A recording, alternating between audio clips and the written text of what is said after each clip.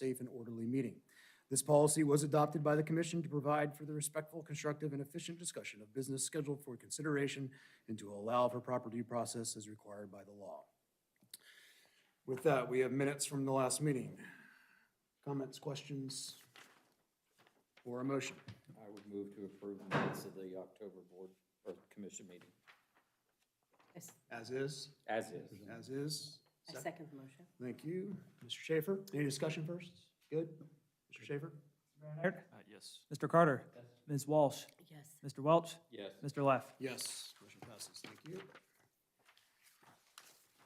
The time is now 7:02 PM. CRI Outparcels LLC requesting approval of a final development plan amendment to amend signage, parking, and related site configurations on approximately 1.37 acres located at 7447 State Route 3, Westville, Ohio 43082. A fueling center, convenience store, and car wash. Currently zoned Planned Commercial District, known as PCD, also known as Turkey Hill, zoning case number 2022-05. This is continued from October 11th, 2022. Anybody speaking on this matter this evening, please rise, raise your right hand. If you will speak on this at all, okay? Do you swear to tell the truth, the whole truth, and nothing but the truth, so help you God? I do. Thank you. Following exhibits were updated. Exhibit D is the revised application and plans received October 17th, 2022.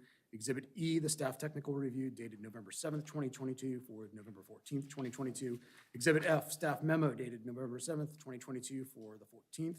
And Exhibit G, all public comment received between August 15th, 2022 and November 14th, 2022. Mr. Schaefer, the floor is yours.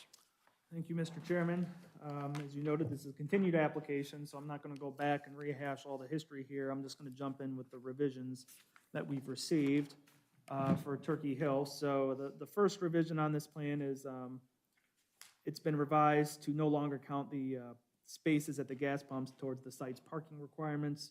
The revision has modified the parking configuration at the western end of the site and has added 2 parallel spaces at the eastern end of the site to keep the number of parking spaces provided consistent with the diverged amount that was approved for this site back in 2001. And you're gonna have to bear with me. I'm gonna jump through the memo a little bit to try to keep on the same topics. So moving on with parking, if the parallel spaces that I referenced to the northern end of the site there against the drive aisle are approved, one or more provisions, in staff's opinion, need to be put in place to safely communicate and control what will now have to be a one-way flow of traffic adjacent to the new spaces on that end of the site.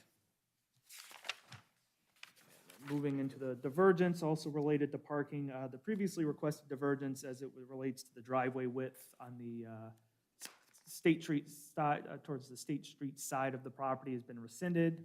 In its place, there's a new divergence reflective of the new layout. This divergence is to section 190301 regarding the minimum 14-foot width requirement for 45-degree angled parking spaces.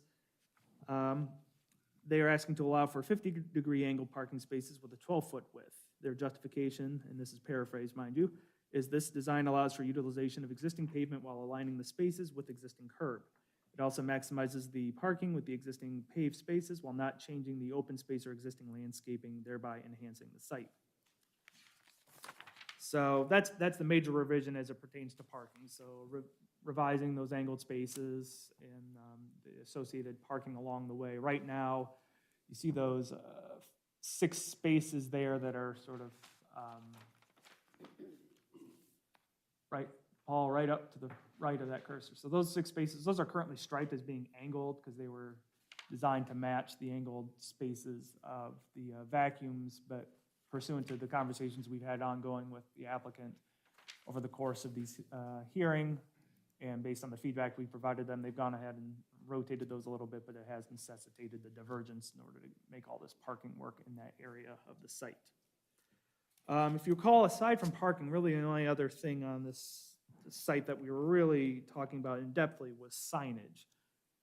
There was some data that we didn't quite have the last meeting in September where we last had the substantive review of this application, since it was continued during the October hearing without any discussion.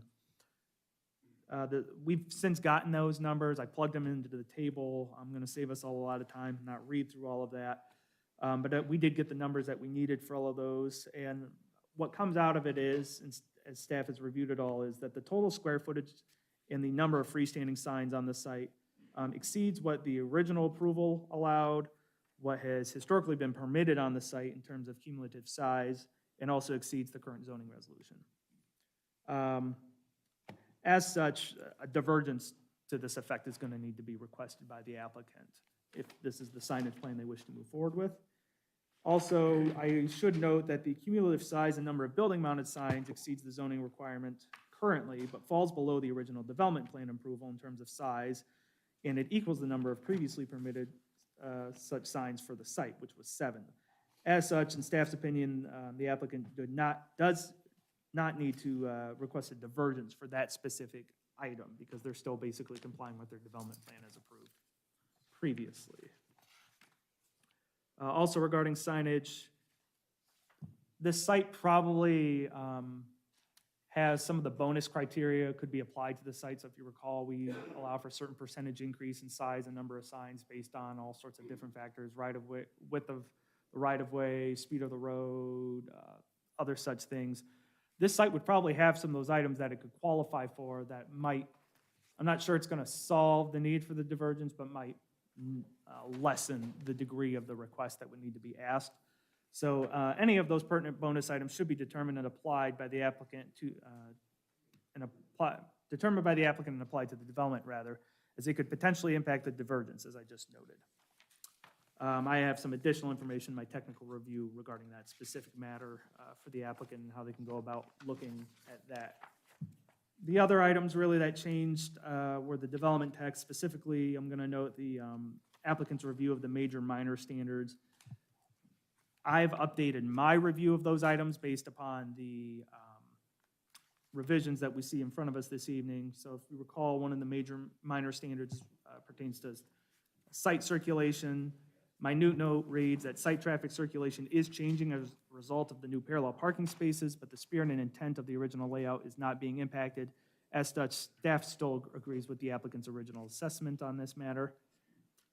I also agree with the assessment about they're still maintaining the code compliant number of parking spaces when you take into account the fact that this plan had a divergence granted previously.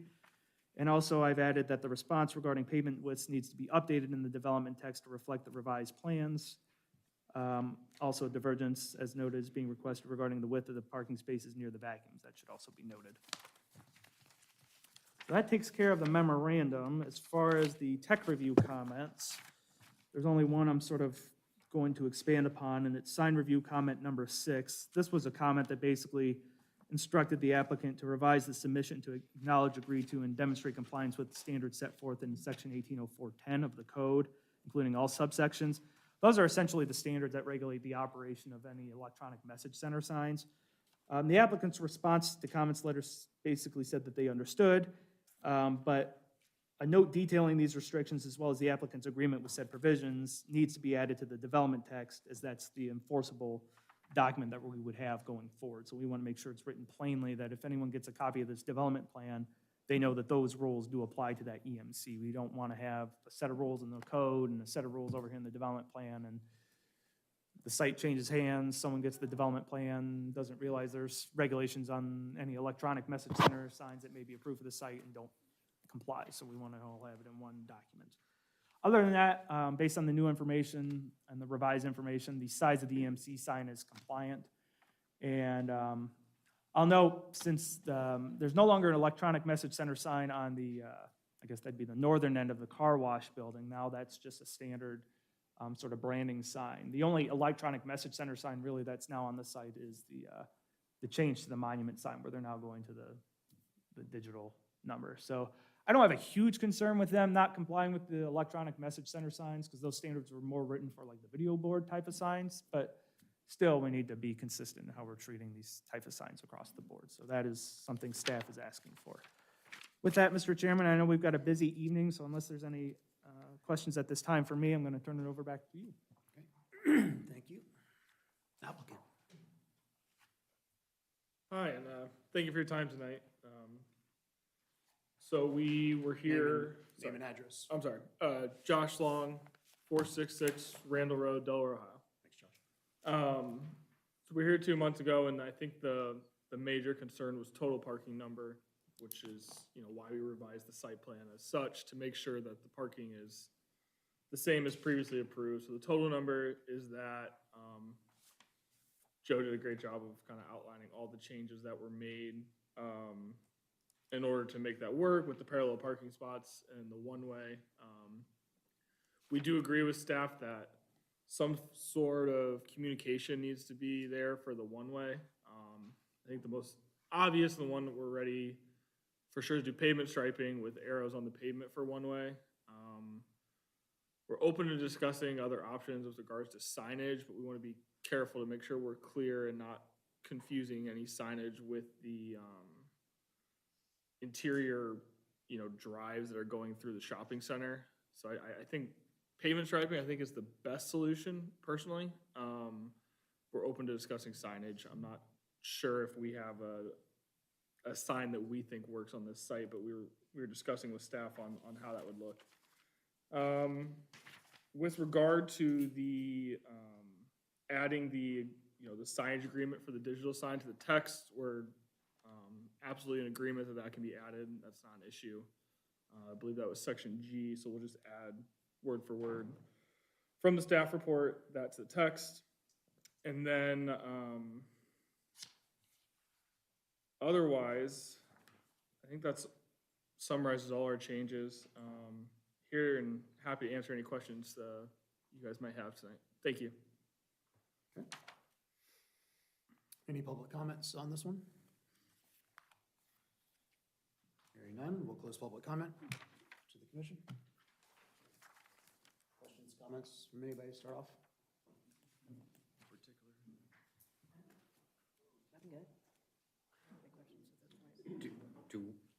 Do we need a signage variance? I We would would say need at to this request point, one, yes. Have you gone back and reviewed the signage at this point? I mean, Joe's giving you a lot of information to where you are. Can you take any of the freestanding stuff out at this point to comply? I don't believe it is in the interest of the applicant. I know it's not to take any of the freestanding signs out. Both signs are very applicable to the site. Price sign is getting slightly smaller than what's out there today, and then the other freestanding sign is a function of the car wash. We were advised not to revise our application for tonight and to provide confusion, but I believe a divergence is going to be requested for freestanding sign. Because the bonuses aren't going to get us, I guess this is a question for Joe, but the bonuses are from the originally approved development plan? Is that where the 20% would be?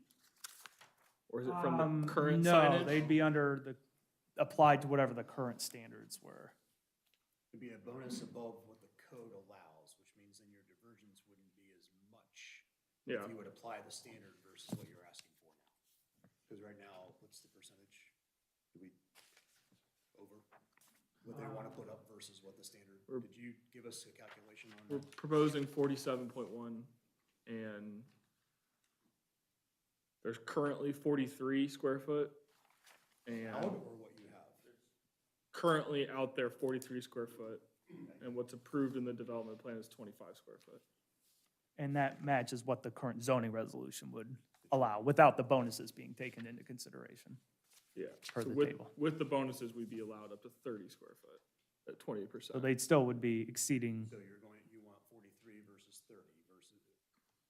for Yeah, the it would be bonuses. 47.1 is the current proposal. and one additional sign. So the current code would restrict them to basically one freestanding sign on the site. They would be asking for two. The code doesn't count some of the exempt freestanding signs that they have on the property that the code was designed to cut people a break on, specifically like the directional signage. We knew with these types of uses that they typically come with directional signage for safety reasons, and it seemed not fair to punish them in terms of including that in the count or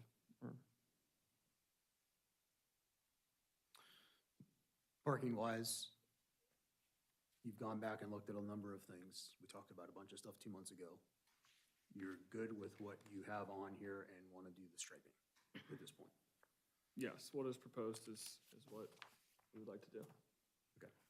So you decided that would be the best route versus take the two out and go and ask for a divergence on the parking. That's correct. And you went back and looked at seating and number of employees, and we still came up with the same number. It didn't reduce. Yeah, so we came up with all the same numbers, and the seating in the restaurant it was 2 seats less, but that's also a lease, so the applicant can't guarantee how many seats are always gonna be in there, so they didn't wanna commit to a change due to that calculation. That was part of the issue too. Currently, you could make a case that the current code would give us slightly less, but in totality, it wouldn't have helped our case Okay. compared to what was calculated in 2001. All right, Mr. Schaefer, so if we're gonna, so you are gonna request the second divergence then? For signage, For for the signage. freestanding signs, yes. All right, Joe, from a wording perspective on this, as we do a divergence review, what do we, I'm sorry, I missed the first part of that. I said as from a wording perspective to do the divergence review, how do we want to word this So, appropriately? yeah, the commission has a decision. So what, basically, it sort of sounds like tonight, the still outstanding items are the additional divergence request that needs to be made regarding the signage, providing of the bonus provisions and clarification of the one-way designation, and the EMC sign verbiage. It sounds like the applicant has pretty much agreed to do all of those items. It's now just a matter of how do we get the record clean? And then also, if we are moving forward this evening, the major and minor discussion. To me, some of those items are a little big to have tried to capture in the record. As much as it pains me to say it, one more round of this may, because the revisions I think would be quite small, I'm sure at this point, I would hope the applicant would have enough time to provide any of the needed materials, get this turned around, maybe deal with this in December. That's just always staff preference, because then it's all clear and documented, and we're not trying to play guessing games of what does and does not get included in the record, or the commission has to set a deadline for the applicant of, hey, if we approve this tonight and you're approved as a minor amendment, you still need to clean X, Y, Z up, and you need to get this to Joe by a certain date, and before, I guess, you could use the permits for the signage as the carrot. I mean, you do have a carrot here where they need to still pull permits for the signs because they haven't put those up yet. So there is a little bit of incentive, but if the board or the commission wants to see all that stuff in writing, then I feel like really a continuance is the only option. I did advise the applicant late last week that the commission generally doesn't like getting revisions just a couple days before the meeting. I can always start advising them differently than that, but historically, this group has not liked getting those materials only a few days before the meeting, even if it would clean everything up. It just, I know with work and family schedules, sometimes you review these applications a couple weeks ago, sometimes you may have done it today or over this past weekend. I never know what availability is, and I never want to assume that if we get something 3 days before a meeting that the commission's going to have time to do it. That's why we have the deadlines and set weeks in advance for these materials to be due, because everyone does have different schedules. It would be my preference to have a cleaner copy with all the stuff in it. Are we able to discuss the divergence for the parking tonight, or does it all have to be done in one meeting? Well, if we were to vote on go through an approval process at this point, we would need to read all of that in and capture everything that you've agreed to on top of the additional divergences and talk about the other wording. It would be far easier for you to come back with a new submission with all that in there and done, and you've shown that in the wording, you've agreed to what you've agreed to. Okay, I guess my concern is I'm here, we have an opportunity to get feedback on a divergence we submitted, and now we will not hear on that for a month. But Correct. I think no one had a comment from us, so I think everyone is fine with the parking. Oh, okay, I understand what the question is now. So you want to know what our verbal opinion of the divergence would be at this point? Yeah, ideally. Okay, And the so from the 50-degree parking and 12 feet, does anybody have an issue with, I mean, without going through a divergence review, we have to do, once we start that process, we'll go through that, but Are these I would the say conceptually at this point, it's not. spots 1 through 6, is that the vacuums? Yes.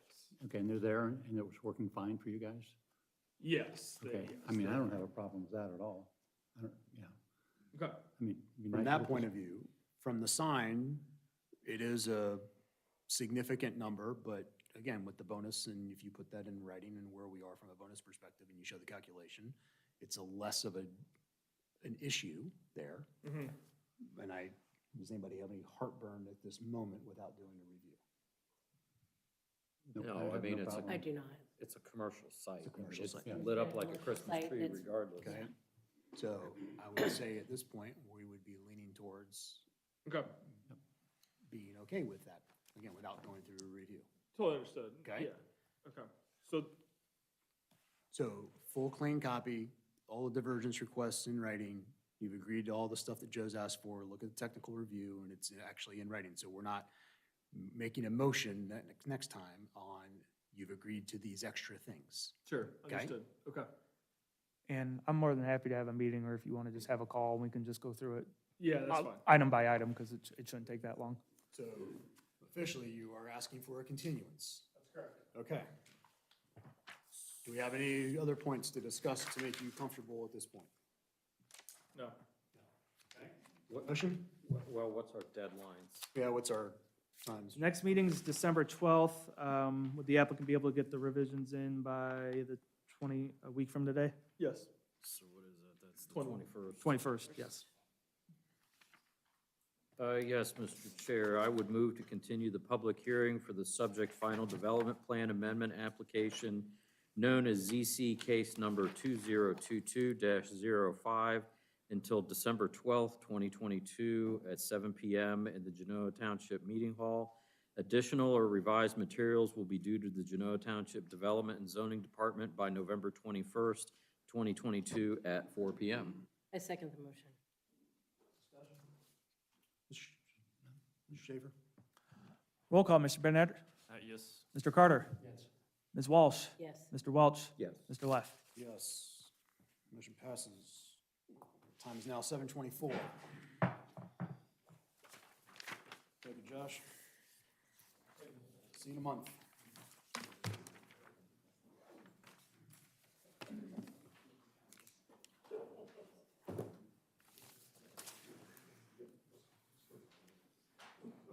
It'll be time to update that thing again by the time we get this approved.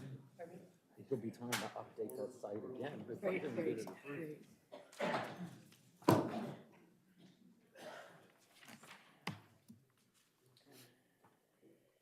Standing front row is open if you want to have a seat. All right, time is now 7:24. Roman Alien Hughes Building Company requesting approval of a rezoning and preliminary development plan to construct 231 single-family dwellings on approximately 182.1 acres, generally located north of Lewis Center Road and west of Rome Corners Road, including 3570 Rome Corners Road, PIN 317-210-05003000, 3774 Rome Corners Road, PIN 317-210-05008000, and 317-210-05009000, 3912 Rome Corners Road, PIN 317-210-050-09001, 3990 Rome Corners Road, PIN 3172-10050-010000, and 6551 Lewis Center Road, PIN 317-2200-10220000. Currently zoned rural residential RR, seeking rezoning to planned residential district PRD, also known as Miraluna, zoning case number 2022-06. All those willing to speak this evening, please rise. If you are going to speak on this at all, stand and be sworn in. Do it now. It's easier. All right, raise your right hand. Do you swear to tell the truth, the whole truth, nothing but the truth, so help you God? I do. Thank you. You may be seated. Legal notice for this meeting was printed and published on November 1st, 2022 in the Delaware Gazette and posted at the Genoa Township Hall on October 28th, 2022. An attempt to mail notice of this hearing to property owners within 500 feet of the subject property was also made. The following were marked as Exhibits A through H. Exhibit A, the legal notice. B, the affidavit of advertisement. C, the sign-in sheet. D, application and plans originally received September 16th, 2022. Exhibit E, the DCR PC recommendation made on October 28th of 2022. Exhibit F, staff technical review dated November 7th, 2022 for November 14th, 2022. Exhibit G, staff memo dated November 7th for today's meeting. And Exhibit H, all public comments received between September 16th, 2022 and November 14th, 2022. With that, Mr. Schaefer, the floor is yours. Thank you, Mr. Chairman. I'm going to do my best to try to keep this as concise as possible. I know no one specifically came here to hear me tonight, but this is a large application, a lot going on. There's a lot of ground to cover, so I'm going to do what I can. So I'm going to jump in. We've already read the legal notice, so I'm not really going to describe what the project is. We've already covered that, so into the existing conditions we go. The tract largely consists of open fields and wooded areas, as well as several wetlands and small waterways. So there are 5 existing homes with various accessory buildings on the property, all of which would be removed for the development. An existing telecommunications tower at 3990 Rome Corners Road would remain in the development with the undeveloped 250-foot radius easement around it. I should note that this area that the tower is within, at least the tower itself and the access to the tower, is not included within the open space calcs. However, for clarification, some of the area within that fall radius is included with the open space calculations. Since we're talking about the tower, I'll also note that staff is looking for more information clarification regarding its ownership, maintenance, and operation should this plan be approved. Moving on. 2 of the 3 existing ponds on the tract would be removed, those being the pond located due west of the Glass Home at 6551 Lewis Center Road and the smaller pond located northwest of the Pendy Home on the McQuillan property, which is 3774 Rome Corners Road. The larger pond just southwest of the McQuillan Home at 3774 Rome Corners Road would remain. One of the wetlands will be removed and replaced with a stormwater basin in the same general vicinity. As noted, the application was received on September 16th, 2022. As such, it was applied for under the October 20th, 2022 iteration of the Genoa Township zoning resolution. This also means that though a portion of the property is located within the Hoover Watershed Overlay District, since the amendment approving said district was not approved until September 20th of 2022, and not effective until October 20th, 2022, the subject proposal is not subject to the overlay. And I'm sorry, it was applied for not under the October 20th, 2022 iteration, but the prior iteration of the zoning resolution. I had that date wrong. So the pre-overlay iteration of the zoning resolution. This aforementioned fact and any potential future amendments to the resolution could potentially impact any final development plan applications should this rezoning request be approved. If the applicant wishes for the pre-overlay iteration of the zoning resolution to apply to the final development plan application, a divergence should be requested. 1 or more applications that have encountered this scenario were handled in a similar manner, including at least one previously submitted by this applicant, which was the Grove. Staff recommends such a divergence be requested as part of this application for the sake of clarity and consistency with our procedures and protocols. The proposed development has been broken down into 3 sub-areas. So if Mr. Benson could pull up the site plan, if he's able to visualize. Oh, there we go. Looks like someone's got the clicker. Never mind, not Mr. Benson, the applicant. Sub-area A is approximately 65.57 acres at the northern end of the tract that front on Rome Corners Road. It would be developed as patio or empty nester homes providing maintenance-free living to owners, consisting of 123 homes. Sub-area B consists of approximately 63.93 acres adjacent to and south of sub-area A, which also fronts on Rome Corners Road. It would be developed as traditional single-family homes, equaling 110 total homes. Sub-area C is approximately 52.60 acres at the western end of the tract and fronts on Lewis Center Road. It would be developed with only 6 large estate lots and 1 other single-family home lot that would front on Lewis Center Road and would be constructed during the pendency of this rezoning for the Glass family, who own the property. This area is intended to be in keeping with the look of the Mirasol development to the south. It appears as if all lots are fee simple lots, i.e. this is not what we would call a quote-unquote condo development, although I think there is, with the age-restricted or the age-targeted housing, there's sometimes some benefits that come along with that as far as maintenance goes. I'm sure the applicant can speak more to that product type during their presentation. The development will also be phased. There are 4 phases. Phase 1 is 77 homes total, as well as the clubhouse and swimming pool and the associated parking lot for those amenities, as well as both of the Rome Corners Road entrances.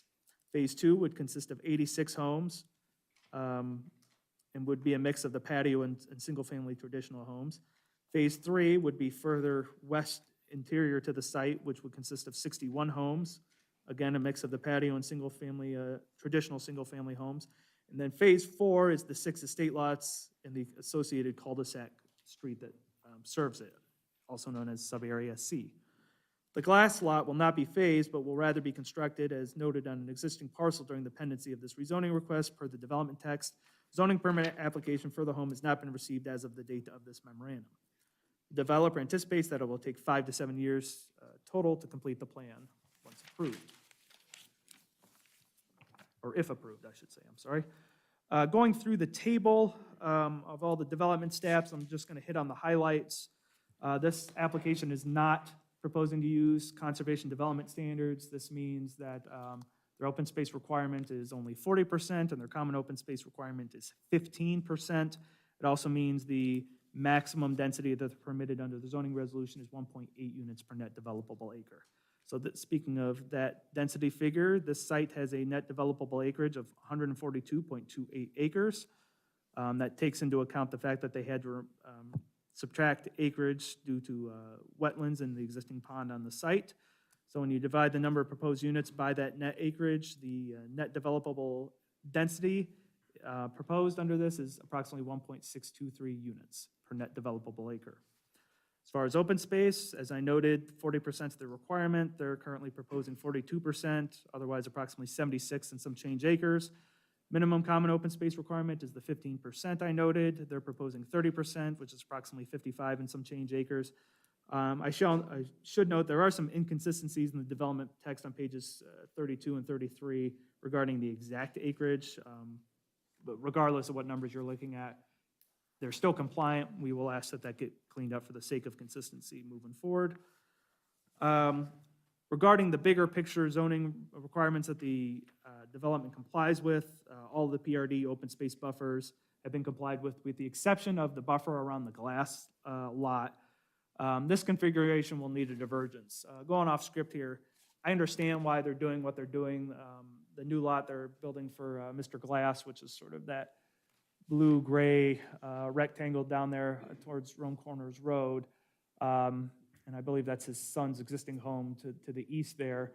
So they're constructing that so the family can stay together and it'll match the existing lots on Lewis Center Road. However, it is part of the acreage of the PRD. But because they're trying to make it match Lewis Center Road, they're not doing the big buffer around it. So technically speaking, a divergence to not do the buffer around that portion of the tract is going to be needed, as well as the related divergence to not do the landscaping that otherwise would be required in that buffer. But staff doesn't generally have a concern with that. I totally understand the why of they're doing that. It's just a matter of, doesn't technically meet how the code would be applied to the overall tract, hence the note about the divergence. Speaking of divergences, we do have a divergence request relative to a couple items, and I'm going to jump into those, at least the first two. There's a first divergence to request to section 90901.a, which requires a minimum lot size of 10,000 square feet for PRDs that aren't using conservation development standards. Essentially, what's proposed is allowing lots to go down as small as 8,000 square feet. So this would be a 2,000 square foot, otherwise known as about a 20% reduction from the requirement. If this plan and this request is approved, staff would request that the size of each lot be shown on the final plans when they are submitted. That way we can verify that the size of each lot would comply with that divergence. And we're also asking, related note, the typical setback diagram for the estate lots also be provided for the sake of enforcement clarification.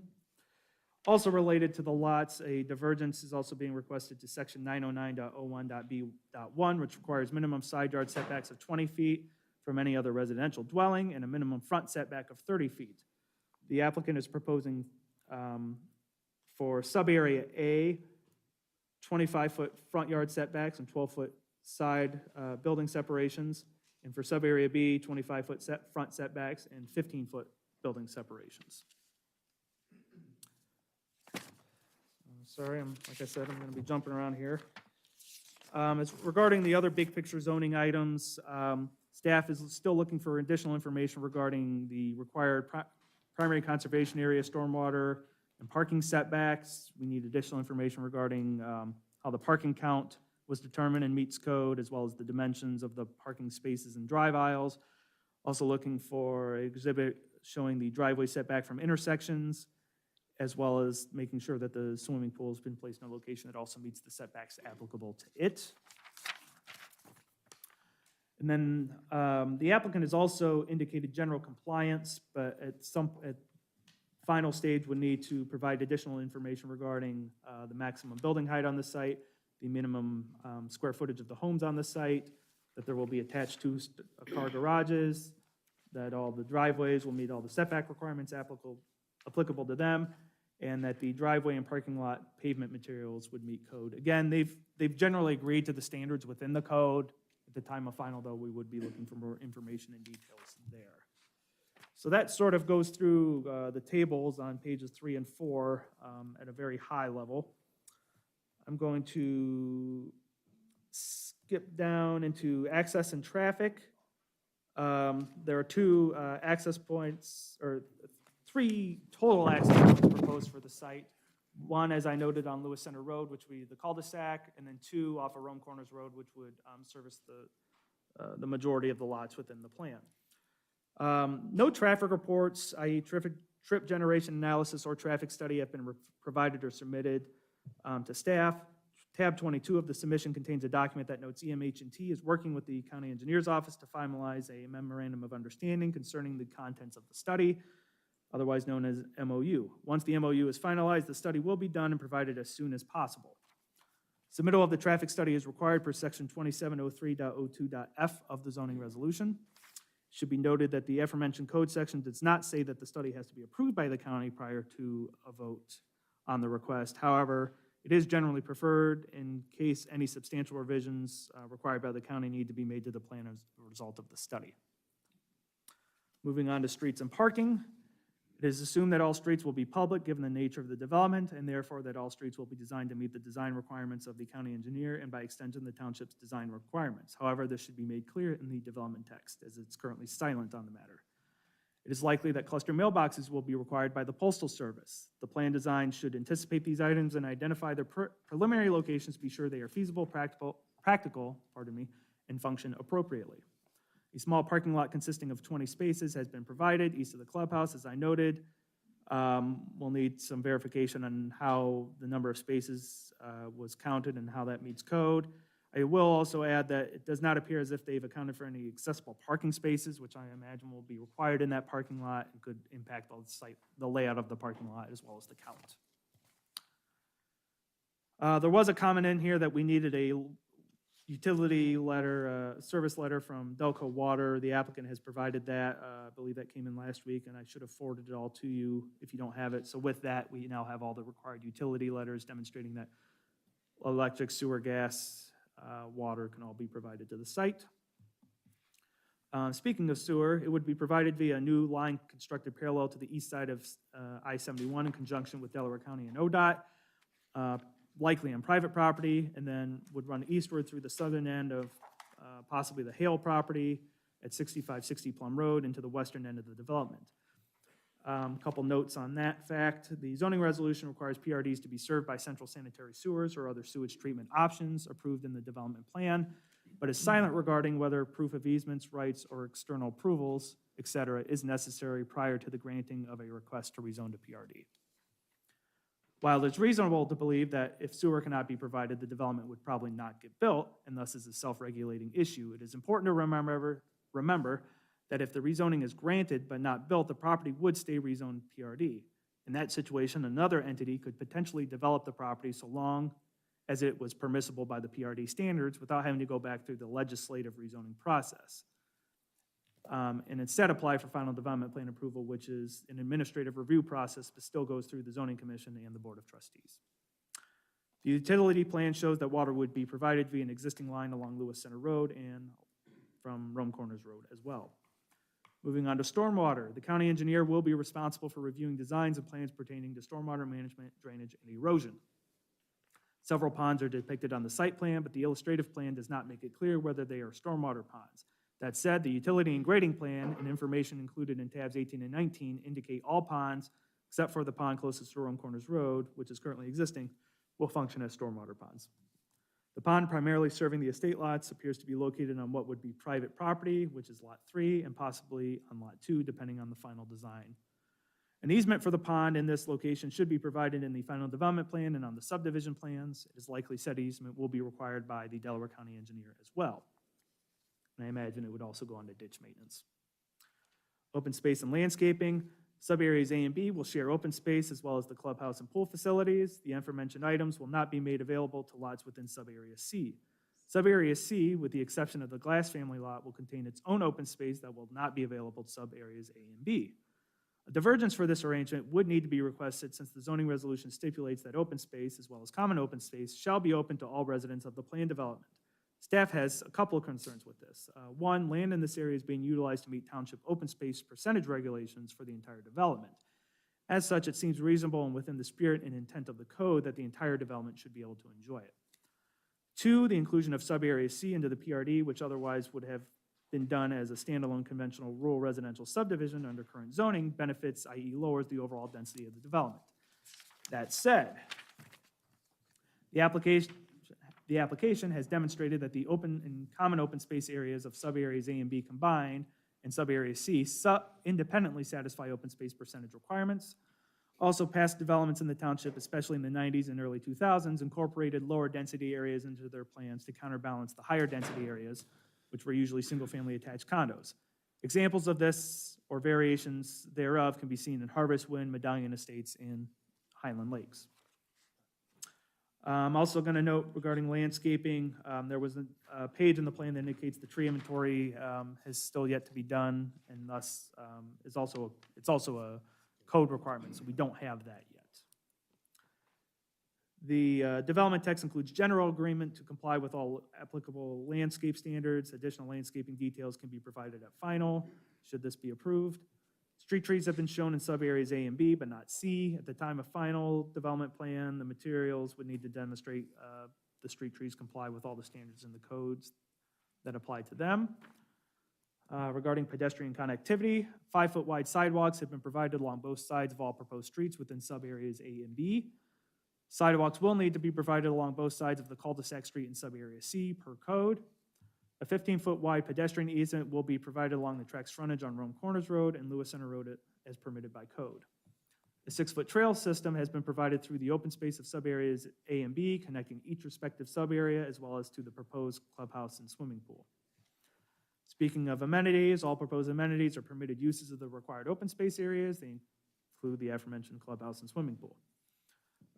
Signage. They're proposing 3 freestanding ground monument signs, 1 at each entrance into the plan.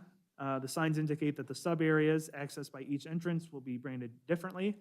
As such, each sign is unique in design, although they do share some common dimensions, design elements, and materials in order to provide an overall unified look. Sub-area A, which is primarily the patio homes, would be known as the Woods at Mira Luna. Sub-area B, which is the traditional single-family homes, would just be known as Mira Luna. And sub-area C, which is the estate lots, would be known as the Estates at Mira Luna. I should note that the township has no say or really care regarding the how the plan is necessarily branded. These are the names now, this is the content that appears on these signs now, but the applicant has a change of heart regarding the name or how they want to brand or do any of that. It would be immaterial to the zoning review. We would just want to know so we could make sure we put a sticker on our records just to make sure we're tracking everything correctly. The proposed sign exceeds township height and message area requirements. The signs will need to be revised to be compliant. They need to identify how they qualify for bonuses, the sign bonuses in the code, and/or request one or more divergences. The submittal materials make no mention of any temporary signs. That said, the applicant is entitled to erect temporary signage on the property, regardless of whether they are shown in the application packet. The caveat being that any temporary signs that are desired will have to completely comply with the applicable zoning regulations and permitted through the Development and Zoning Office as allowed by code unless otherwise stipulated as part of the development plan. Also going to bounce back to the divergence section real quick because there is one divergence relative to signage that has already been requested. It's a divergence to section 1802.05.a and 1802.05.b, which prohibits signage in public right-of-ways and require that all signs be set back 10 feet from the right-of-way. The applicant is proposing to erect a sign within a public right-of-way because one of the entrances is essentially a boulevard design. So they basically want to put in a little landscape island within the middle of that boulevard. This is not abnormal for the township. We have a few of these throughout the community. The Highland Lakes one on Highland Lakes Avenue off of Route 3 is the one that immediately jumps out to my mind, but I know there's others. The applicant's justification for this is the placement of signage in this area is appropriate and functional and is high-quality signage protocol for the development. Staff doesn't necessarily have an issue with this proposal, although if at all possible, when we go through the platting process, if there's any way we could plat that so maybe it's not in the right-of-way, or at least makes it clear that the township's not going to be liable for it, nor responsible for any maintenance of it, we would like to have that issue hashed out. Really, that's the case for the entire landscape strip in that boulevard. I don't think the township wants to assume maintenance for that boulevard strip. And like I said, we've done these in the past. I'm sure there's a way to work all of that out. Moving on into lighting.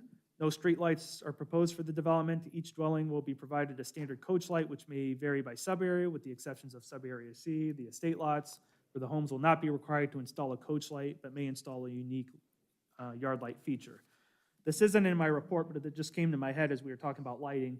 The code does have a provision that says parking lots have to be lit, so we will need to see some sort of lighting at some point provided for at least the parking lot for safety reasons. And also, I'd be curious to know whether or not there's any intention to put any lights around the pool. Regarding architecture for the homes and buildings within the development, typical designs and architectural standards have been provided in the submission for reference. The architecture of the proposed clubhouse would need to be provided with the final development plan application should the request be approved. The plan will be governed by a master association that will control and regulate the overall development, its uses, open space management, and architecture. A sub-association will be created for the patio homes due to the limited maintenance-free living component unique to those specific units. Moving on into staff commentary. The subject tract is located within Planning Area 5, as identified in the Genoa Township Comprehensive Plan.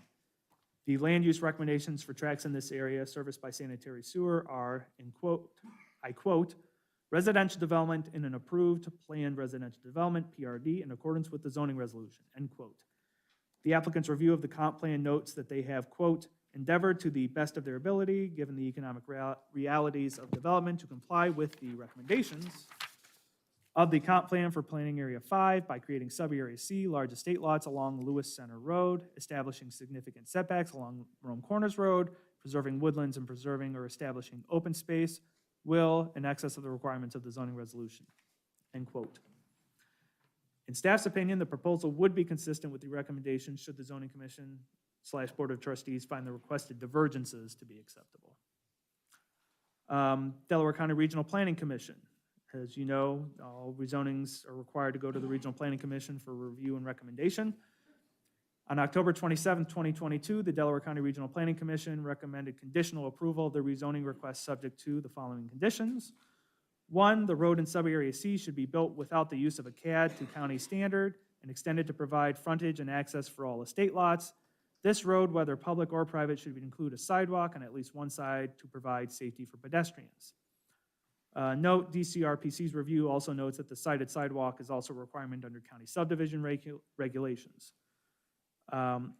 If the CAD is approved, staff believes that the preliminary subdivision approval should be obtained from the county prior to them submitting for final, again, just to make sure no significant changes would need to be made and that the county's subdivision regs are, at least in general, being adhered to with the design of it. The Charlie Glass, moving on, the second condition provided by regional planning was that the Charles Glass lot must be divided prior to other platting or gain access from the proposed estate lot road. And condition number 3 was they recommended a path, trail, or easement from Lewis Center Road to subareas A and B. Regional planning staff was generally supportive of the requested divergences, but did note a few thoughts in their report. And I'm paraphrasing here. 1, though the proposed 62-foot wide lots would be out of character for the area, this is balanced out by the following facts. The plan complies with the township's density restrictions, will be buffered, and contains large areas of usable open space. Item number 2, reduction of setbacks allows for smaller lots, which in turn allows for more acreage to be devoted to open space. And number 3, the proposed sign in the right-of-way should not cause any sight distance issues. However, the applicant was encouraged to verify that the sign will be located outside the intersection site triangle. We'll get to my tech review in just a moment. The memo noted that the joinder document for the Prendy property was missing from the submission, or at least wasn't signed. We've been provided that since this memo was written, so that is no longer a concern. As a reminder, since this is a preliminary development plan application, the applicant is not required to provide specific details for every aspect of the plan. Submitted materials are non-binding and tentative in nature. Layout and design materials need only to be conceptual in nature to generally describe, illustrate, and support a plan development. You can see the definition for development plan, preliminary, and development plan, preliminary, or development plan text, preliminary in Article 4, Section 402 of the zoning resolution. The following recommendations should be taken into consideration at this stage of the design process, and these are just staff's recommendations, or not zoning requirements. These are essentially just my thoughts. And that is designing the internal street so that on-street parking can be provided on the non-hydrant side of the street. Staff has received some feedback over the years from residents in patio home neighborhoods indicating that there is sometimes not enough parking to accommodate in-home gatherings. While a clubhouse with a parking lot has been provided, it is likely that individuals are still going to have events in their homes due to personal preference or the fact that utilization of the clubhouse does not make sense for or is not available for certain types of events. Should this application be approved, the following items should be considered for the final development plan application. 1, multi-use path or trail connecting subareas A and B to subarea C to provide for cohesive development, as well as a pedestrian crossing across Lewis Center Road that connects to the Mirasol Sidewalk Network. 2, extending the trail from where it terminates between subarea A lots 28 and 29 eastward to Road C, although I'll admit that's probably, of all of these items, the least important of these. Item 3, street trees in subarea C so that the street design matches other streets in the development. 4, programming the corner lot bounded by subarea A lots 108, 109, 110, and 123. The corner lot adjacent to subarea lot 81 and/or other lots adjacent to subarea A lot 31 is a neighborhood pocket park with some sort of useful amenities. 5, the proposed trails between and behind homes should be constructed prior to any lots being sold. If they are not, signs should be erected to identify and/or illustrate the future trail locations, starting in points and adjacent to each lot, as well as the community, there's no community garden and shed. That's a hangover comment from a different application. So that prospective buyers are aware of them. Too often, plan amendment requests to remove these amenities are sought because their existence was not communicated and thus became a source of contention with residents who have already moved into the plan. And we saw this relatively recently with another plan this developer has done in the township, so we're hoping to avoid that scenario in the future.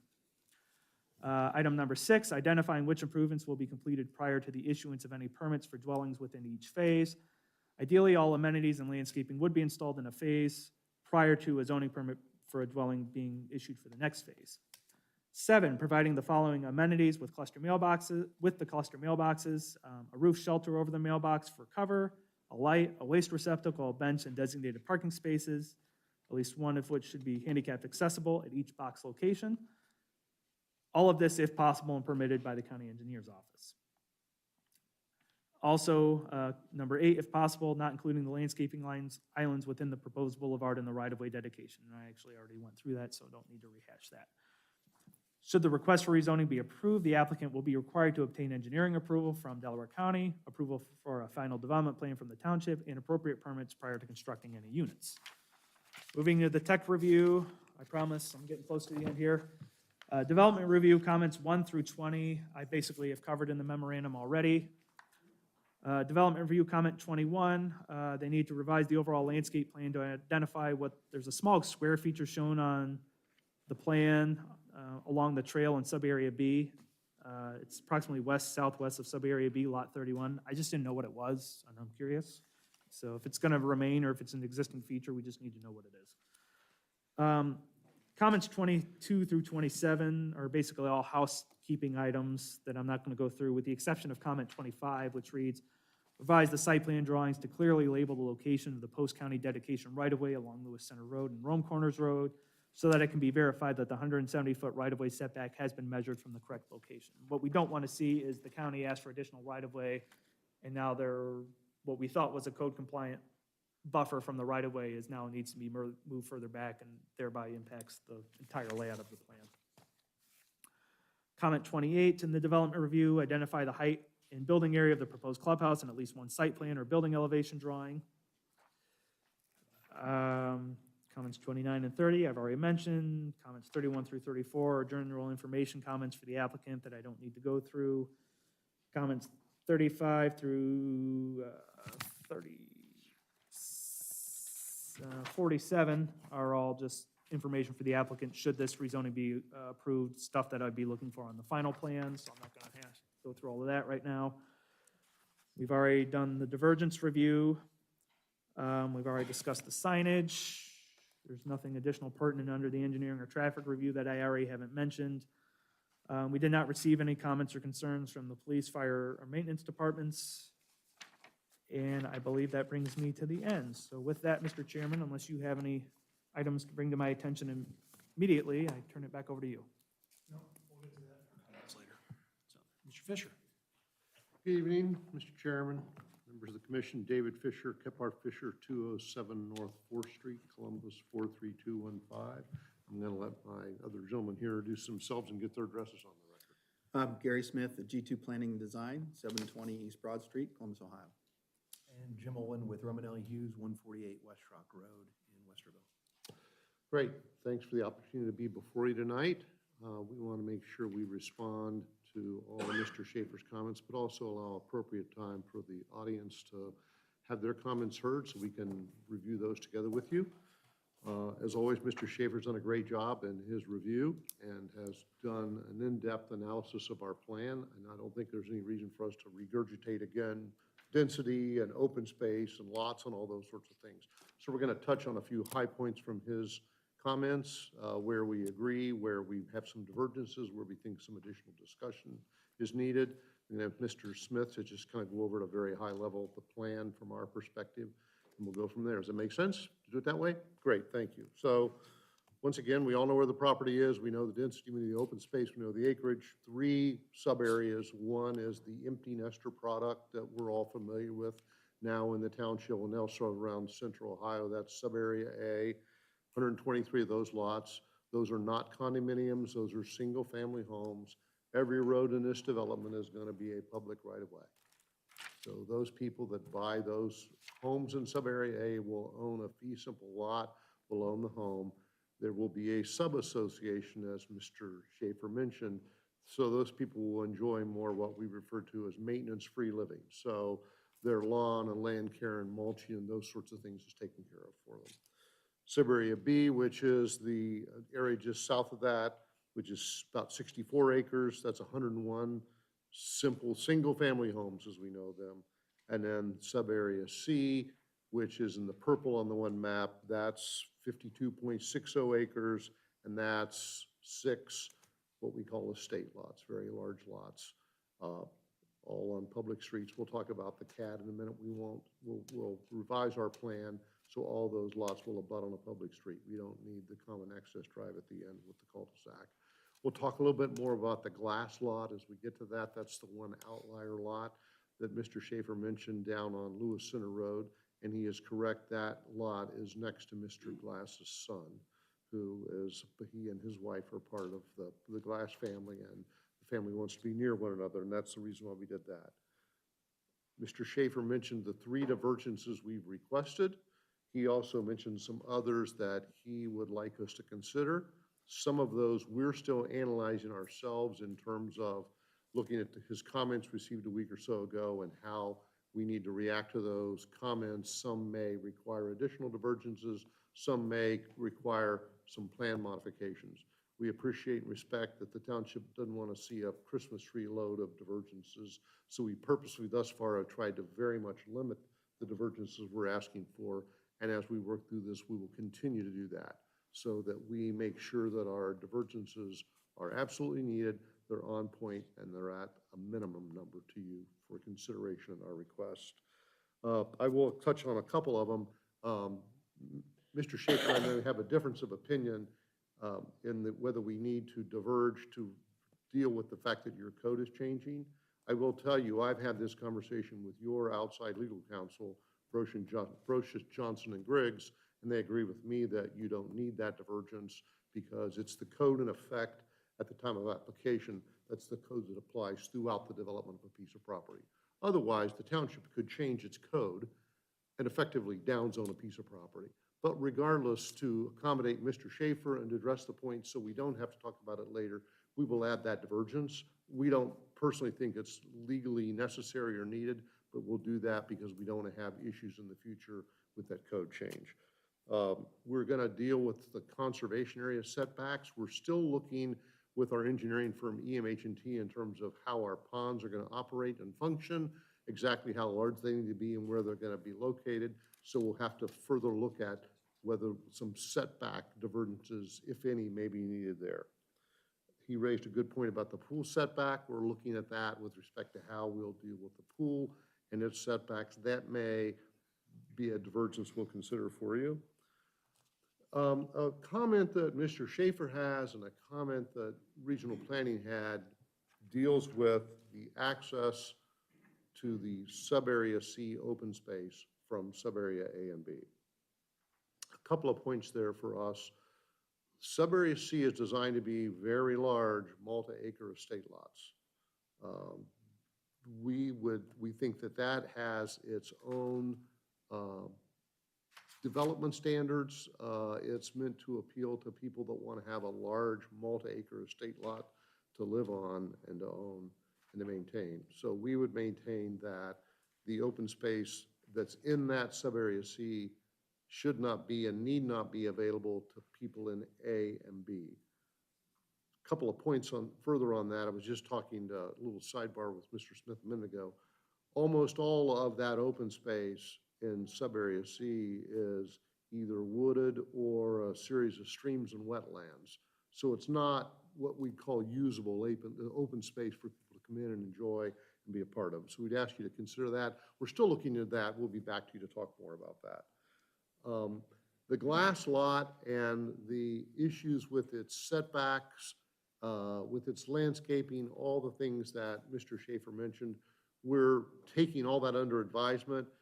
We do appreciate and hope you appreciate that we do have the older Glass family that's looking to move into downsize in a new home that's going to be built for them on that lot, adjacent to their son, that's on the lot directly to the east. And so we're going to look at that with a little more detail to see how much we can deal with those issues and still accommodate the township and accommodate what the Glass family is looking for. So no final decisions yet on that.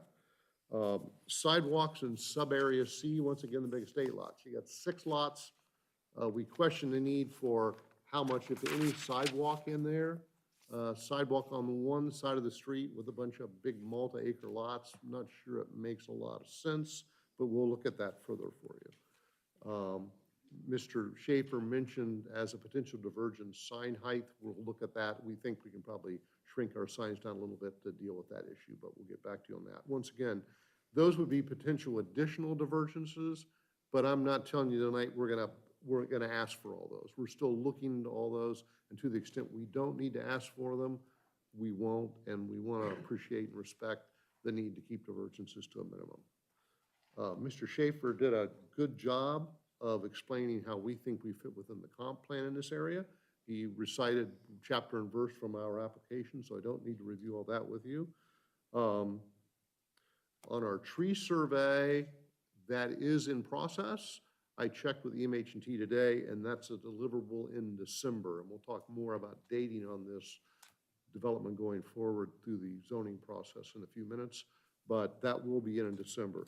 The traffic study, we have negotiated a memo of understanding with the county, and last I heard, EMH&T, who's doing that study, was doing their own internal quality control, and that will be submitted to the county, I think, before long. Those typically take about 30 days or so for the county to get through and respond to. I think Mr. Schaefer mentioned in his remarks that typically the traffic study is running in parallel with the development. And of course, every time you change the plan, you potentially change the impact on the traffic study. So it's kind of a yin and a yang we go through during the process. But that is in process. We anticipate having that done in due course. I mentioned earlier, stormwater ponds are still being sized and reviewed in the context of what our stormwater needs are going to be. A good question from Mr. Schaefer on the cell tower. The cell tower remains owned in terms of the leasehold by the property owner we bought that land from. So that family will continue to get the revenue from the cell tower. I think Mr. Schaefer also raised a question. I didn't hear you mention it tonight about the easement, but there is an easement in place. There's always with the cell tower, they always have an easement that they always have access to get on the site. And we'll get that information to Mr. Schaefer to verify that for him. I mentioned earlier on the sub-area C estate lots, we'll extend the cul-de-sac on back. Not a big deal for us for all that to be a public street in there. He mentioned cluster mailboxes. We will have a series of cluster mailboxes. Jim, your rule is you don't like to have more than 48 or 50 on a cluster. So there'll be a series of clusters in different points throughout the neighborhood. And Mr. Smith will work on that, and we'll come up with that, and we'll deal with parking, lighting, those sorts of things in our next submittal to you. The last point I want to make with you is on the sanitary sewer service. It absolutely, we understand the comment that Mr. Schaefer made. We're looking at 2 or 3 different alternatives right now. There are 2 or 3 viable alternatives. We're simply looking at which one we're going to follow through and obtain the necessary easements to accomplish that. Gary, you got anything to add about the plan on top of that? Joe and David did a really good job of breaking it down. The only thing that I really wanted to add, let's see if I can get this. There we go. So this, from the onset, this has really been designed to really kind of reflect the quality and the type of neighborhoods that Romanelli develops. And one of the big things really that was important to them when we set out about this process was trying to preserve as much of the natural elements of the site as possible. So this site's got a lot of streams that kind of run through it. It's got a lot of trees, and then there are a lot of tree lines that run through the site.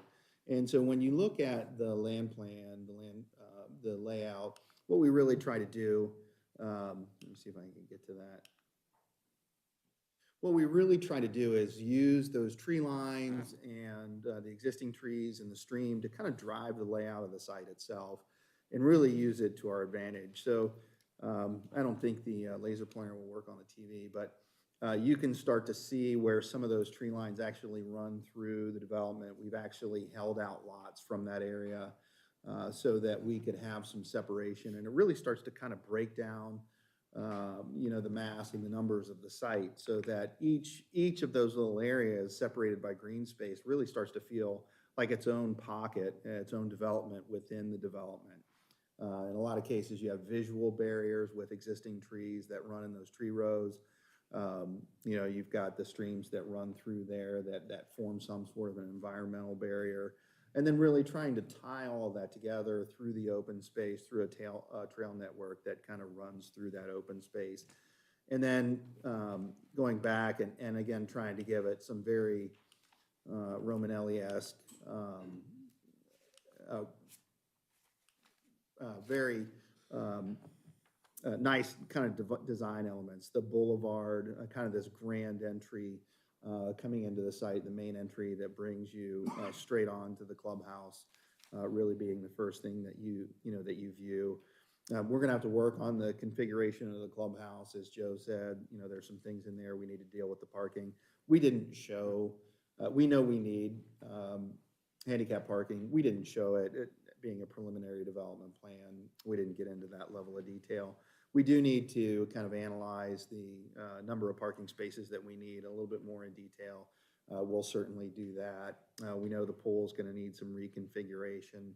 We're gonna have to pull it a little further away from those residential units. So we really wanted to get something that really kind of reflected the vision.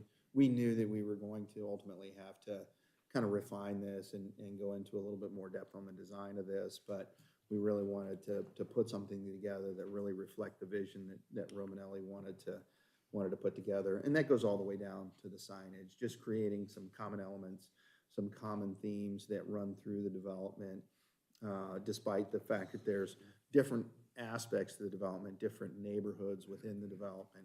We wanted them to feel really all as one. And so you'll see those common, as we get further into the design, you'll see those common elements really wrap through the community, whether it be, fencing or, those kind of things, really start to pull kind of everything together, even though we've created nice little pockets of development. So with that, I'm gonna let it go because I think we've talked about the site plan and everything else to death. We have included some architecture in there. It's in your packet.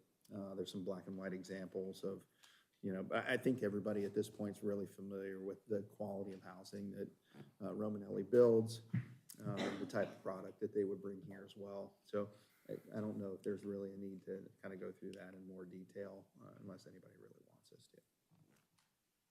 So that's it. David? Thanks, Gary. Jim, anything to add at this point? No, just one, I guess one of the things that we're excited about this site is being able, instead of having, 3 separate communities, we've got one community that holds everything for us. So having an ability to do that, move down empty nester product and single family on one site to take advantage of the green space, the amenities, just really enabled us to do which I think is gonna be an amazing project. So we're excited about that. I think, Joe, you had one question about a little square. We're looking to take advantage of some of these natural green spaces. We're gonna have gazebo back in the woods with fire pit, little place for people to gather, little gathering spaces in there. So, and we'll diagram that better out as we go and display that in our models. I think that's it for us, Mr. Chairman. Okay. Thank you. Thank you, all three. With that, we're going to open up the public comment. You'll be coming up to the podium, 5 minutes. We're going to go in an orderly fashion across the rows and zag our way all the way through the back. So I'm going to start over here. Nope. No. Across the aisle. Yep. Name and address, please. Kathleen Panzica, 5500 Bella Reeve Place, Westerville, Ohio. I just have a question. Is there a walking path in the development? So, yeah, there are some proposed walking paths. Okay, in addition to the sidewalk? Yes. Okay, is there, it's hard to see from the, is there security in that there are bushes that will be planted behind those walking paths? That's for a later discussion at this point. Okay. This is a preliminary development plan. And then for the entrance, I just wanted to, I know that it's going to be reworked a bit. My suggestion is looking at it and being a neighbor, there are a lot of trees, and having the weather we've had, the leaves would fall quickly. I would just suggest taking out that middle group of trees and putting in some lighting, especially if there's emergency vehicles. And that could be a lot of leaves in some rainy weather. That grand entrance would be nice if it was a little bit bigger, especially for snow, for the township. When they're plowing that length, they're gonna need those sides to put it, and especially getting the fire trucks. I know that's probably been cleared. But overall, it's a little bit tight. I'd like to see the 3 communities. I understand the acreage. People move out this way and pay the money. It's just a little bit too much, in my opinion. Again, good stewards, we just want to make sure we do have, something's going to go in, we just want to make sure we all have the say together. Thank you. Thank you, Kathleen. So, continuing across. Front row. Please come up, name and address. Kathy Steveniak, 7590 My concern more is, well, very concerned about this and would certainly hope that the township helps us find something that's more, matches more of the other developments that have come to the farmlands in that area, like the courts around there that are more 1 and 2 acre plots. But we were never notified about this. And, you know, if it weren't for social media, I'm just concerned from a township why we were not notified being so close to this development. And who I spoke with today on the phone, she was very nice and, you know, kind of said different things. But, you know, as like the court was built, Lindner Way, that greatly affected the water in our pond and the runoff then down to our neighbor's pond and things like that. And in the different construction that's happened over the 30 years that we've lived there. Why is it that not more residents weren't contacted? So notice within 500 feet of the property line is sent out, and so there's a long list of people that are in the book, and the mailing is sent out to those people, which is required by law. So I guess that just concerns me that I feel like we're pretty close to it and we should have been notified. So You think you're within just, the 500 feet? I don't think we're within 500 feet, right? No, no neighbors. But like our back parcel is darn close. And I mean, I can't tell you exactly, but, you know, looking at the parcels on here that you did notify, we're just an acre away. And I just feel like, so I guess it's just comment to be known, like if this is not like, oh, it's 3 houses being built or 5 houses being built on, this is a massive, massive thing. And to kind of see it at this point and hear about it at this point versus earlier on, I just feel like it's our township's responsibility to kind of educate those people that are being impacted by it. So just in response it's 500 feet, so mailers are sent out there. We have signs that are posted on the property that notify when those things are happening. And they're not. Hey, whoa. This is not. And so public- I this is would public guess somebody comment. We're that having a drives discussion. by So that every day. There's things that are required by law that we follow from a township perspective, and those are by the OAC. And I have great revised code. respect for the township. I'm just saying, as a township resident, that's feedback. You know, like as we work through this, and then if something like this would come up in the future elsewhere within our township is considering either expanding that bubble that you communicate to, making larger signs, doing, you know, something where we're not relying on Facebook to get information. So that's just feedback, because I really do respect the people that we vote in and the people that we, you know. So again, what we do is required by law, and that's how we do it. And so there's this, you've got the mailings, you've got the posting, the signs, and then you also have the Delaware Gazette, which is required from a notification perspective. Okay. Okay. Well, thank you for Great. listening. Thank you. Mr. Chairman, if I Yes, may please. just note, just for clarification on the requirements, the code says we have to mail it within the 500 feet. I don't think the state law says it has to be 500 feet, though. I think the state law is usually just people contiguous to the track, so I think we actually go above and beyond in terms of far as the mailers go. We do have to run in the newspaper. The signs we post on the properties are not required by law. That is something the township does of its own volition, above and beyond the notification requirements. We also obviously have the website. There's a development map on the website where we pin pins for all the developments that are being heard in the township. We have our agendas page where you can see what the commission is going to be discussing. And also, it was mentioned that this early in the process, this is the first hearing and first meeting on this application. So if you're here tonight, you're in at stage 1 of the process. For a while, we were sending out emails. You had a big. Yeah, list that of went out res- too. Mhm. Go out? If Okay, you thank subscribe to the zoning and development news on the news blast via Constant Contact, you should have received Can one they of those as well. contact the township to get their names on that if it's not on there? You can go to the website and sign up for it automatically. You don't even need to call me. Thank you, Mr. Schaefer. All right, row 2. Nope. Sir? Nope. Keep coming across. Anybody in row 2? Row 2? Thank you. My name's Clint Warner, 5920 Plum Road. Yeah, first thing I'd like to say, I can't represent everybody in here as far as whether they like this or not, but it does not fit the area that it's getting put into. I've got an aerial photo from Lewis Center Road all the way to the Olentangy Middle School. There's not one house in 3 square miles that's on less than an acre. And you want to put those patio homes on 8,000 square foot lots.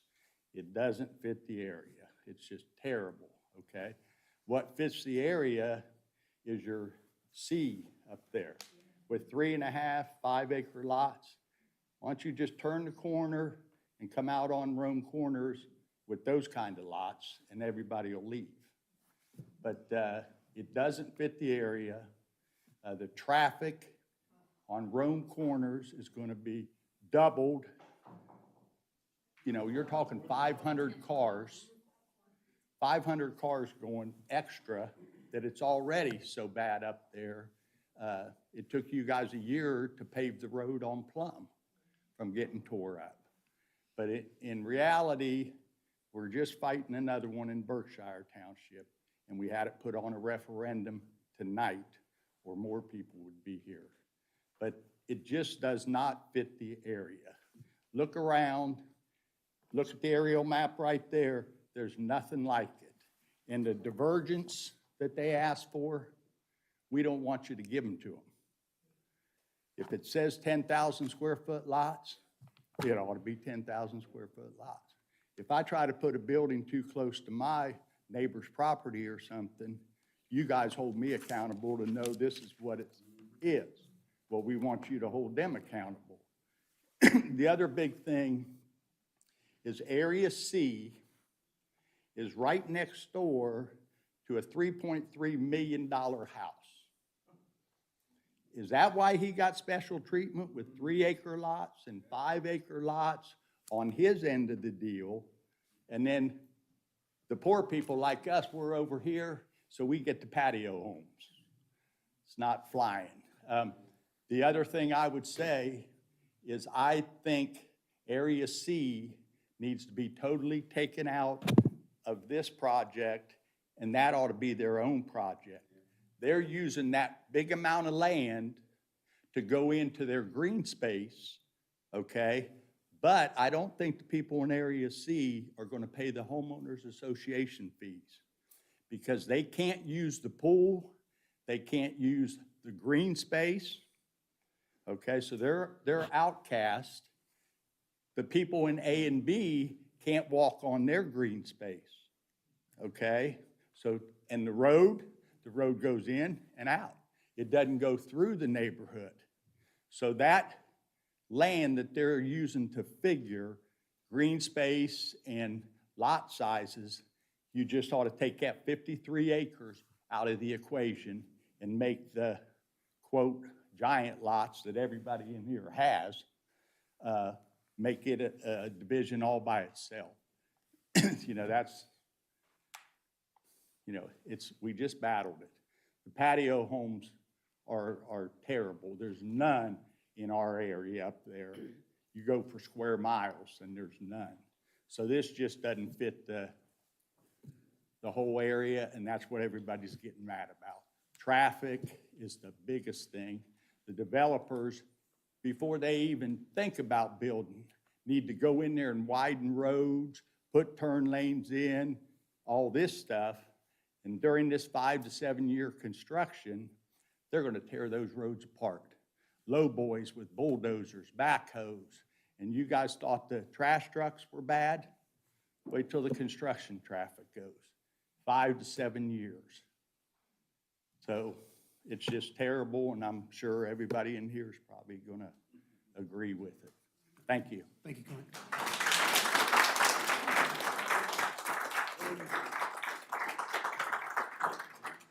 Pam, next two, you want to go?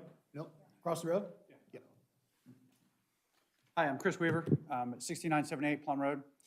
You know, I'd like to say a couple positive things. I think the plan was well thought out and thought through, and I think with some consideration of some of the homeowners around. But I do think that density is too high. I think, like the previous man was just saying, is that, you know, there's quite a few homes in too small of a space. I don't really agree with the divergences from the 10,000 to the 8,000 square foot in sub-area A. I would also like to echo with Mr. Schaefer saying that the paths should be extended through all of the wooded areas. I think it doesn't seem to be taking advantage of all the wooded areas. I think it would be nicer for that.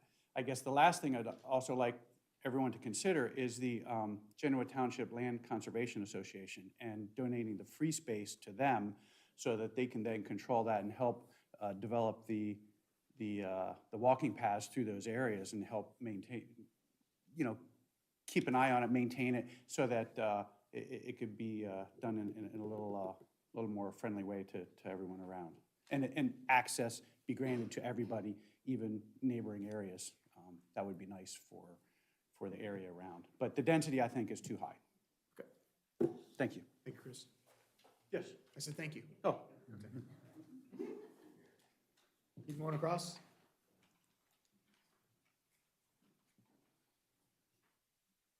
Hi, I'm Roxanne Jansen. I live at 3935 Rome Corner Road. I have to say this looks like a beautiful layout. Romanelli and Hughes is very quality. We used to live in a Romanelli and Hughes home in Westerville. We loved it.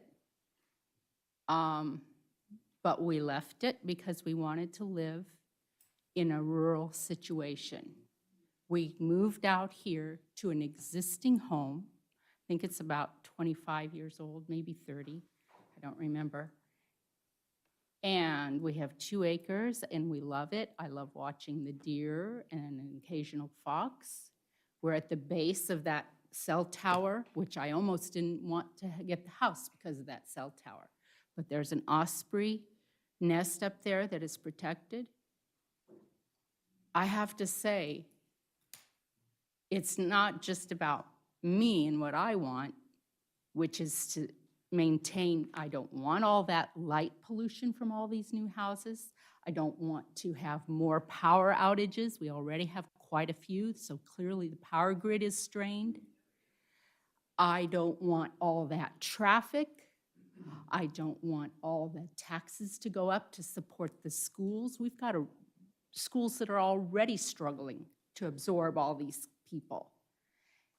And I don't want more animals dead on the side of the road because they have nowhere to go. And you kill off all the little animals, then the osprey that's endangered dies too. You take away the environment that everybody wants to come out here to enjoy. We're paving our paradise. I think this is not at all consistent with the township complexion that we came out here to enjoy and that I think many people here have enjoyed for generations and others who have come out to enjoy. But like I said, I bought an existing home and I recognize that people need to be able to sell their property, the farmers, but I have to agree with this gentleman. Let's have those estate-sized lots in that entire surrounding area. No patio homes, but honestly, even Area B. That's not consistent with what Genoa Township is supposed to be. That's what we came out to get.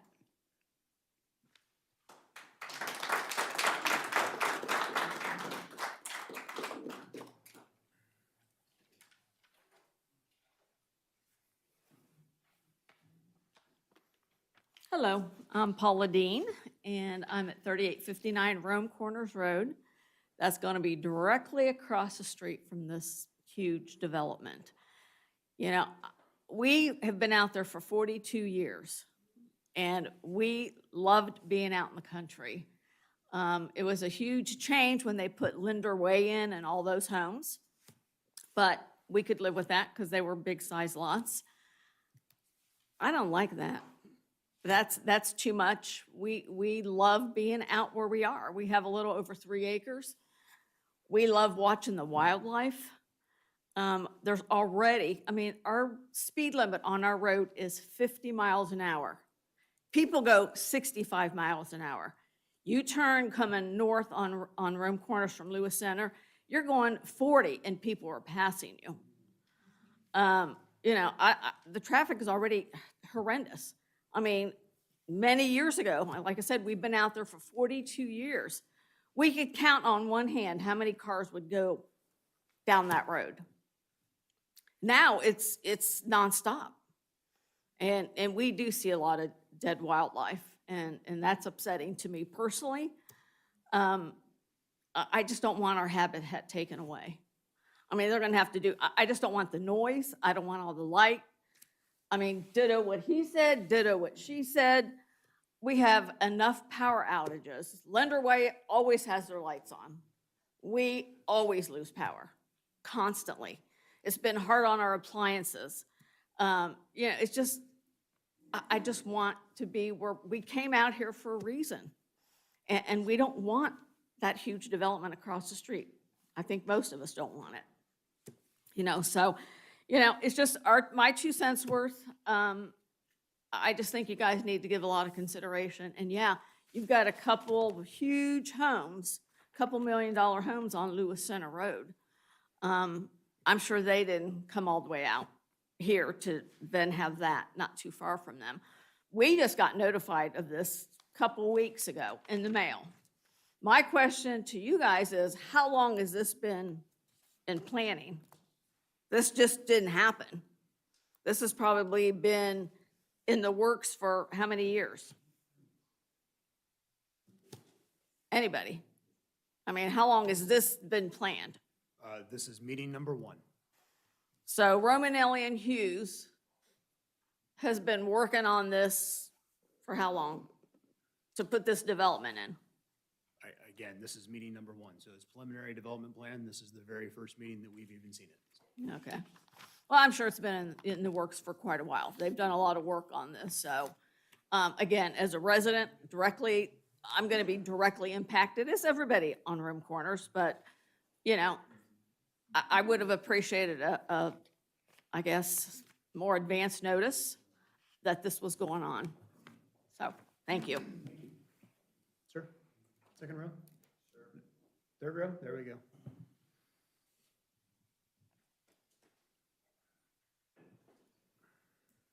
I'm Charlie Conrad, live on 3728 Rome Corners Road. I moved out here 25 years ago also. I'll be greatly impacted because I'm a little section, actually got the house behind me for my 92-year-old mother. She wanted to move out in the country too, so it's hard for me to swallow. Love Mary McQuillan, been a great neighbor. Let me use your property for this entire time, hunt and fish on, get firewood. So I have no regrets for her. I hope she does well. I like this gentleman right here, made a great point. You know, Zone C being factored in this just, you know, doesn't really seem to make sense to me with the green space. I'd like to see more. I moved out here for the larger lots, 1 acre plus lots. Not quite sure where that meets on this. Obviously, it's not being followed. My other concern is, you know, the drainage ditch that goes down through. Not sure how that's going to be accommodated with that waterway. I have the property with the green pole barn. There's a tremendous amount of water coming through there when it rains. So just, you know, that's a concern. Where's that going to end up? I guess that's for the engineers to figure out if this is approved, but those are just some of my concerns. Just hate to see it go and understand, you know, like to see bigger lots. Like, again, not begrudging Mary and the Grand Dominicos were great neighbors too, selling the property. But, you know, just concerned about the high density. Okay? Great, thank you. Thank you.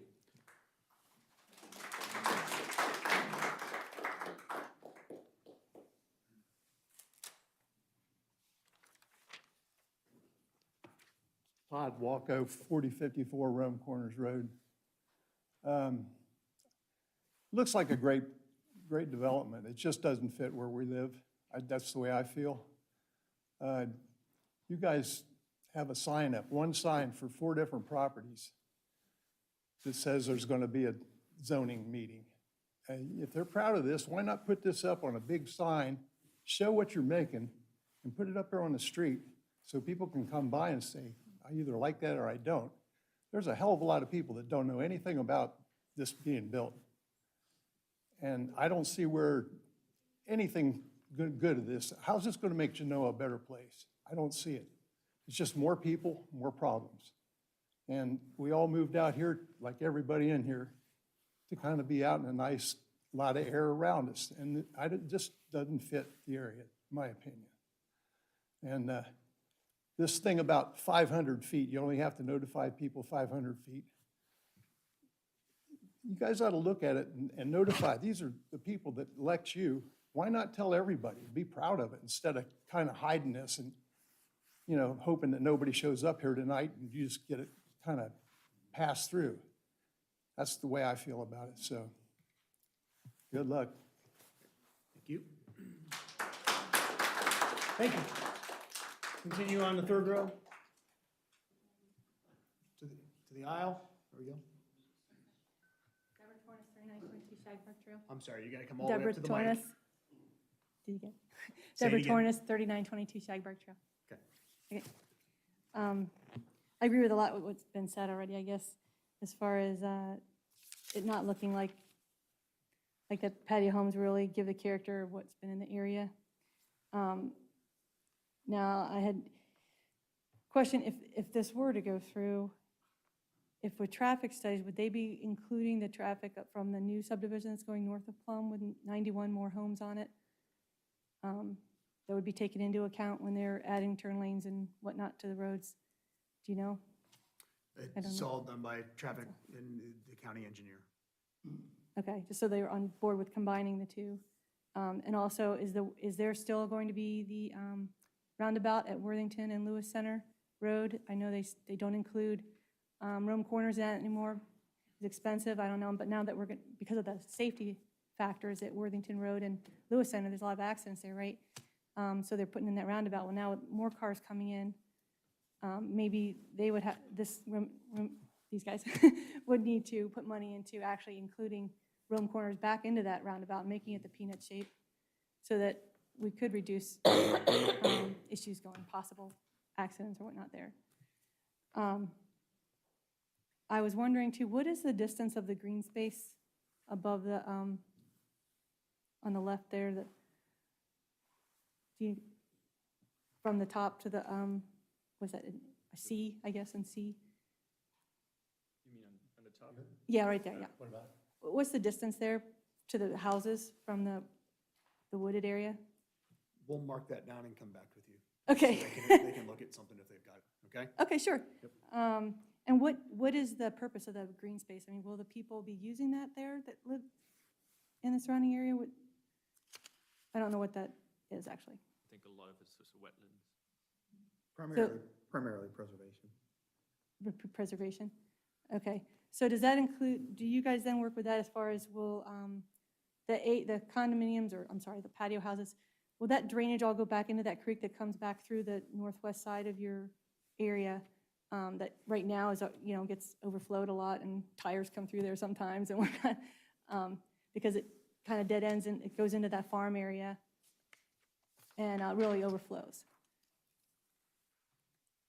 And then the question is the sign you have it that you're going to be on, is it B?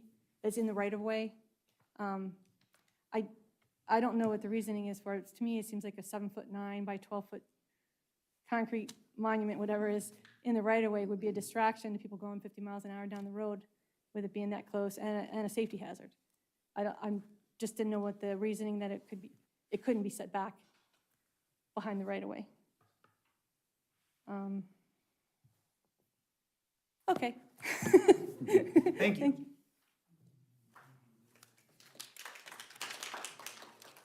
Brian Tornes, 3922 Shagbark Trail. We're related, if you didn't figure that out. Just a few comments. One, that my wife didn't make, one for the drainage coming off of, from the north side to Area C. I know Joe had mentioned earlier about drainage easements, or easements, making sure the drainage easement coming through there is noted. It looks like it does cut through, I think it's Lot 3 on Area C. I agree with what was said earlier from a density standpoint. If we're separating out Area C, where we're not allowing the people to mix between the two areas, I think it's two different projects now at that point. So you do have to look at it as A and B are one project, and what's their density there, which I think it's worth closer to 2 or a little over 2 homes per acre, as opposed to the 1.8 that would be approved. And then you have Area C as a separate one, since they're not being mixed from a traffic standpoint, from intermingling the green space and everything else associated with it. For the signage variance, if this were to be approved also, I think, let me step back, traffic study, I think it has to be done before any kind of approval can be done, just so that it's understood what the impacts are. Especially when you start talking about the signage variance, if the roadway needs to be widened, whether it's now or later as future development occurs along Lewis Center there, you're gonna end up with that sign's now suddenly in the way when the county has to widen the road. So I don't think it's wise to put the sign out in the public right-of-way. The public right-of-way setback is there, so the road can be widened at some point in the future, if it's needed. I think we're gonna see it. I know we referenced, Lakeview Estates. I think we're gonna see that soon, where their signs are gonna have to be moved, because as we're seeing right now, Worthington Gleaner Road's getting widened. Coming up to Lakeview Estates, and as that continues to grow up, those signs are gonna have to be moved. Okay, I think that's mine. Thank you. Across the aisle?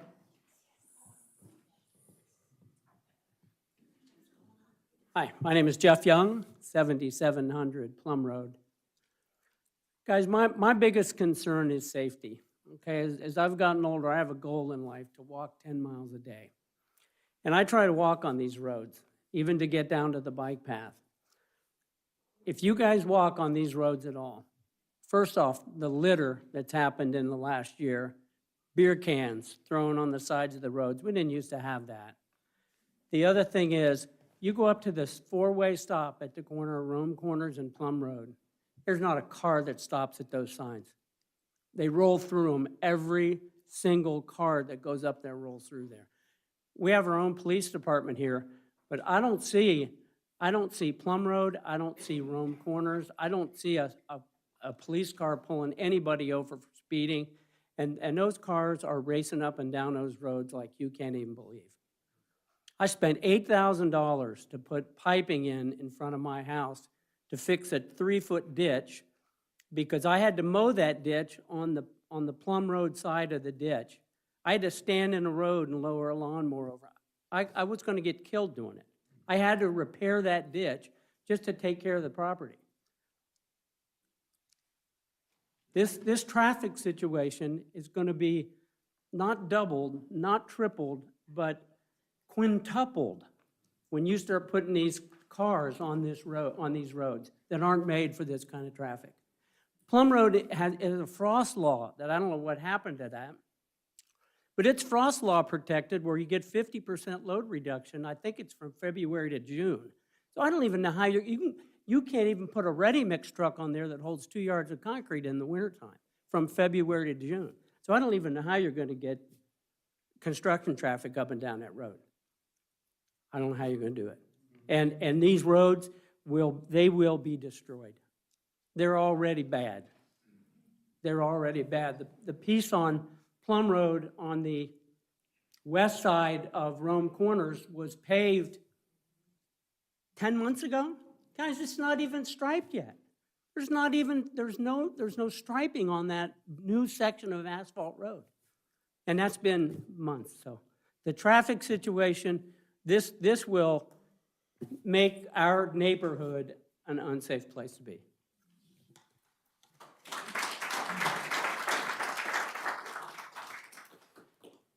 That's the better half. I'm Sandy Young at 7700 Plum Road, and I'm not as nice as he is. So I'm going to say, this is a train wreck. I've been there for 70 years. My grandparents, you guys have seen my face before because in 1997, I came here to keep from 66 houses by Country Time being built on Worthington Galena Road, Plum Road, and where Linder Way is. That was my grandparents' farm. Jeff and I bought 3.5 acres. We love it. Oh, by the way, Linder Way, or not Linder Way, but Country Time considers me, they have a name for me. Oh no, that's that little bitch on Plum Road. Because I fought them for 2 years. Regional planning, water department, we got down. 66 houses were supposed to be on Worthington Galena Road. There's 33. There was supposed to be a green space, that didn't happen. There was supposed to be a park, that didn't happen. What did happen, Worthington Galena Road and Plum Road had to be widened. So, yes, that's going to happen. What I'm not happy about, yes, I moved up here from a really congested place called Sawmill Road. Yeah, try going to a kid's soccer game. You had to go 2 hours early to get there. And we lived not even 10 miles from the soccer fields. The problem is this does not fit. This is not what we want. I realize that the farmers, I've known them since I was a little girl. I know them well. They deserve to sell their land for the most money they can get for it. But there is no way this fits it. I'm worried about the ponds. You're going to take away some ponds. We got a pond. It filled in 30 days. That's how we got the house cut back with the original development, 1997, because of the water. Ponds, you take away ponds, where's that water going to go? There are 8 of them west of me because we had Conservation Club tell us where to put our pond because they all feed into each other to go to Hoover Reservoir.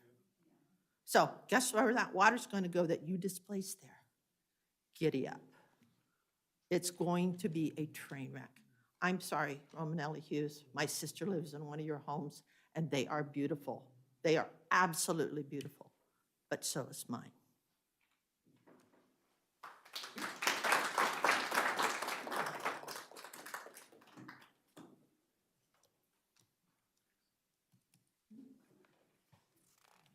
Hi, I'm James Fox. I live at 3665 Rome Corners Road. It's right across the street. It's a 5-acre lot.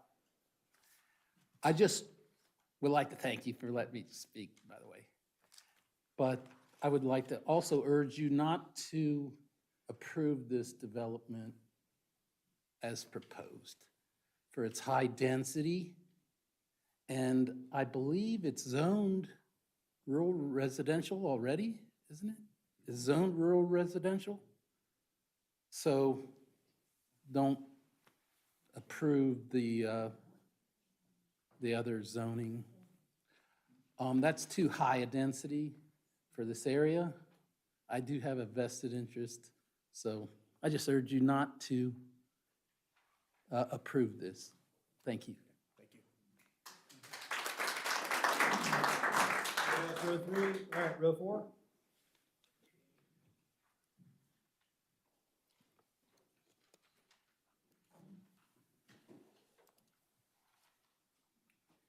Randy Rocky, 7503 Linder Way. I also own property on Rome Corners, which is pretty much across from the area. How you doing, David? I didn't expect to see you here. At any rate, this, like everybody else is saying, this does not fit the area. I moved here from Hilliard 21 years ago to get away from this. And, I live on, it's about almost 2 acres, and then I bought the 5 acres behind me that goes up to Rome Corners. And this is what Galena is known for. I mean, I know a lot of people that moved to Galena because they want to live on 1.5 acres. They want to see wildlife like you hear everybody else talking about. You want to go out at night and see the stars. You build this many houses in one small area, you're going to get light pollution, you're going to get noise pollution, and the traffic is going to be unreal. You hear everybody talking about Rome Corners. Also, on Lewis Center and Worthington Road, that intersection, I know there's supposed to be a roundabout going in there at some time or another. Been hearing about that for a long time. There's wrecks there constantly. People do not understand that there's a four-way stop, four-way stop, four-way stop, or no four-way stops, and they're expecting that not to be a four-way stop. So they run right through Worthington Road, and it's 50 mile an hour coming on Lewis Center there. There's wrecks there all the time. You can check with Genoa Township Police. I mean, it's unbelievable how many wrecks are on that.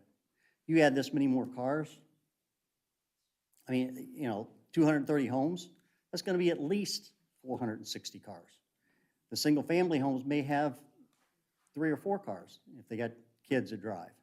So the traffic is going to be unreal. But also, everybody was talking, these guys, and Roman Land Use does, I know the families, and they do build nice homes, but this does not fit the areas everybody's been saying. And they keep bragging about the green space. Let's call it what it is. It's hiding everything that you're doing. You're putting all this green space around. You didn't buy Charlie's property because that looks rural residential. So it kind of hides what they're doing back there. That's how I feel about it. And also, down here where the big expensive homes are on Lewis Center, put the patio homes down there if they want them. But no, they didn't do that. I mean, it's obvious what's going on. I mean, it's kind of like they're treating everybody here stupid. We're not that ignorant. So this does not fit our area. You look at, what is that? Hickory Farms or whatever it is there. It's like Linder Way. All the houses are like acre and a half or so, just like what we have. And as I say, this is why we moved out here. This does not fit Genoa, and you're going to ruin it.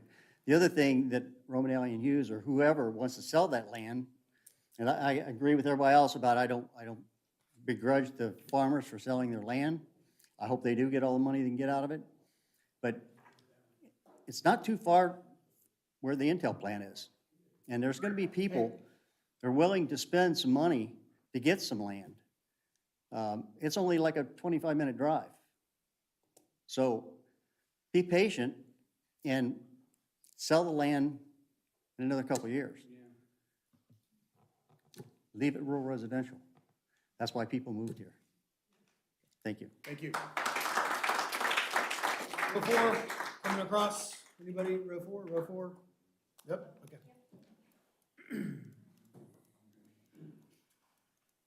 Hello, Wanda Ross, 3831 Shagbark Trail. My street, my road is the back side of this proposed development. I've enjoyed all of the wooded area that is behind my house. I've traveled these roads, for the past 15 years.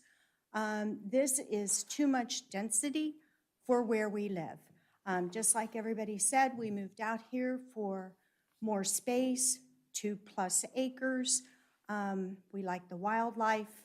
The traffic will be horrendous. Everyone has said that. And I think Clint was spot on when he said those expensive homes, if you flip that around, they would not tolerate those patio homes next to that $3 million house. They would not do that. So why not take that development with cluster mailboxes? Seriously? You may as well be in Columbus. I mean, that's ridiculous to not even have, I can't even fathom what that will look like, with a swimming pool and a clubhouse. Put it someplace else. Don't put it out here in Genoa Township where we're supposed to be in the country.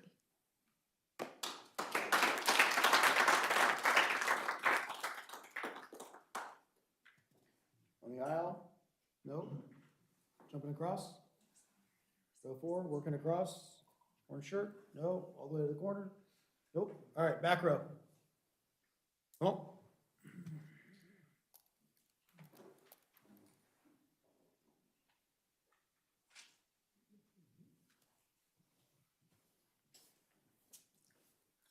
My name's Chuck Lau, 3635 Rome Corners. We've been there 42 years. The density just doesn't fit the community. I have concerns about what other people have raised, about the traffic. I have concerns about the electric. One that's not been brought up, Delco is going to have to do a lot of improvements. That water tower that's there will not serve that many houses.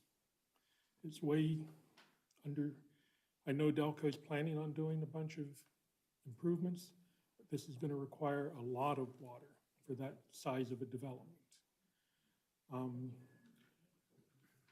The gentleman, one of the first gentlemen that spoke and was raising the issues about the Area C, I agree completely. That was just added to include more green space. I know years ago when Genoa Township and the builders all kept suing because the rules in the township were 1 acre per house, 5 acres if you were going to have livestock or animals. And they sued and sued and sued every year, Genoa Township, until we lost because they just didn't have the money to appeal when the visiting judge ruled in their favor. And that's when Westerville started moving north. That's when all the towns, housing areas started getting more dense. We'd like to preserve what we have. Don't begrudge anybody selling the land. I don't begrudge Romanelli building there. I'd ask them to please consider the neighbors and build on like 1 acre type lots rather than slamming everything in like they've done. Thank you. Thank you. Back row, working across. Hallway, standing. Yep, come on. Hi, I'm Casey Wacko. My parents live at 4054 Rum Corners Road, and they've lived there for 48 years on multiple properties on Rum Corners Road. They've owned different properties, and this was my playground growing up. I fished, we cut firewood, and I knew development was inevitable at some point. But as others have said, I think that the development that's proposed it will change the aesthetic and the nature of the entire community, not just the neighbors that are within 500 feet of this property. I'm really concerned about safety. I think before a development with this many houses is put here, traffic needs to improve. There's at least 3 intersections that are already problematic. This is only going to make it much worse. And then beyond that, I do like that there's trees, that you've left trees on the property. I like that there is some green space and there's a setback from Rum Corners, but I'd like to see bigger, if this is going to happen, bigger parcels.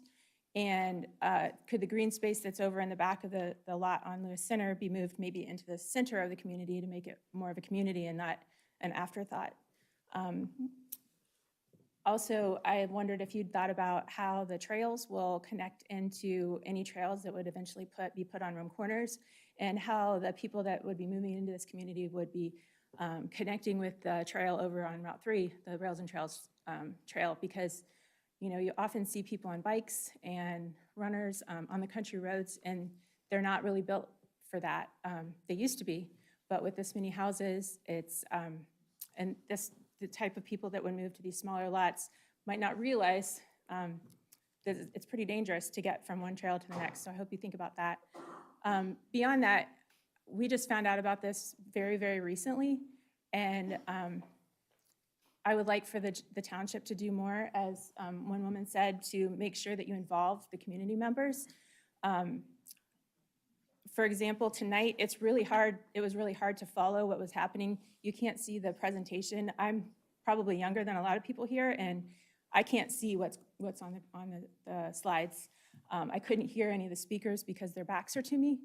And so I just would like for the township to think about how this information is presented, maybe do it in a higher level way that gets all the main points out, and then go into the details in a different way so that people can actually have a chance to react to what's really happening, because you've got 70 people here tonight that care about this, and they've spent 2 hours here listening, but the first hour it was really hard to follow what was really even happening. And I know we can read the stuff when we go home, but a lot of people don't have time to read 100 pages plus.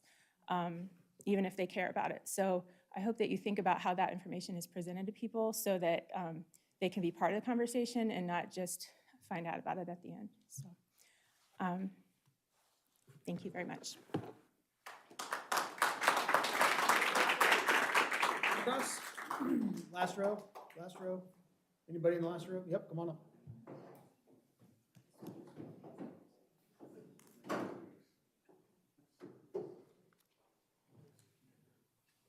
Good evening, everybody. I'm Luis Muñiz Labra. I bought property at 3520 Rum Corners Road. It's 5 acres right there on Corners and Plum, which now will be affected by 5 or actually 10 patio buildings facing my entire side. But that's not what concerns me. What concerns me is nobody has talked about schools. Schools are already overcrowded. I have 2 kids, and there's already a whole bunch of students per classroom. And if we add all this housing, I mean, it looks great, but, you know, has the city thought about adding a school, another school to lessen the impact that it already has on the school system and on the schools, the capacity? And we moved to Galena 5 years ago to get away from the traffic, from the busy life of Polaris, and now the busy life is catching up to us. And like everybody else, you know, we came here just to enjoy nature and be in the farm land, or enjoy the farm lifestyle like that many of my fellow neighbors enjoyed. And it's, you know, like I said, it looks like a great project. It's just not in the ideal location. Thank you. Thank you.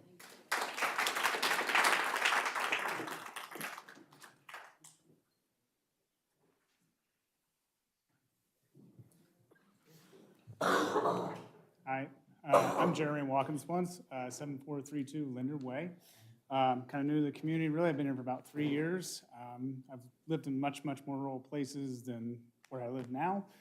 So I kind of get everybody's concern. And it's one of the reasons when I moved to Columbus area, I chose Galena. I was looking for somewhere that could get me as close to home as possible.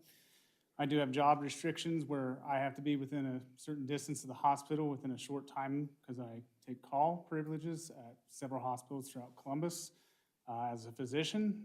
And I am concerned, even where I live now, that congestion has been building, and some of my time constraints are already being constrained on my way into Columbus as homes continue to be built. I think you can kind of see some of this congestion, not only from here dumping onto Rum Corners, but the Baptist Church, even just down the road, had to add a second entrance because of how much congestion, problems with accidents on Lewis Center, Worthington Road. We're already seeing a lot of congestion move up in the area. I have 2 small kids as well. My wife and I have already discussed possibly moving. There's a lot of strains on the school. From my knowledge, even the new high school being built where our kids would attend, Big Walnut, at some point in the future, are already constrained, and the school isn't even big enough to handle what they have now. I do want to reiterate the fact that I agree when we look at this plan, the area C for the large estate homes, that green space is not being fairly used for the other amount of homes in A and B. So it's not being divided out evenly. So I feel like there is a disproportionate amount of green space, and these houses are not being built to code based on this plan. So when to voice my concerns with the traffic, congestion, school considerations, and this is the reason I brought my family here. So thank you. Thank you.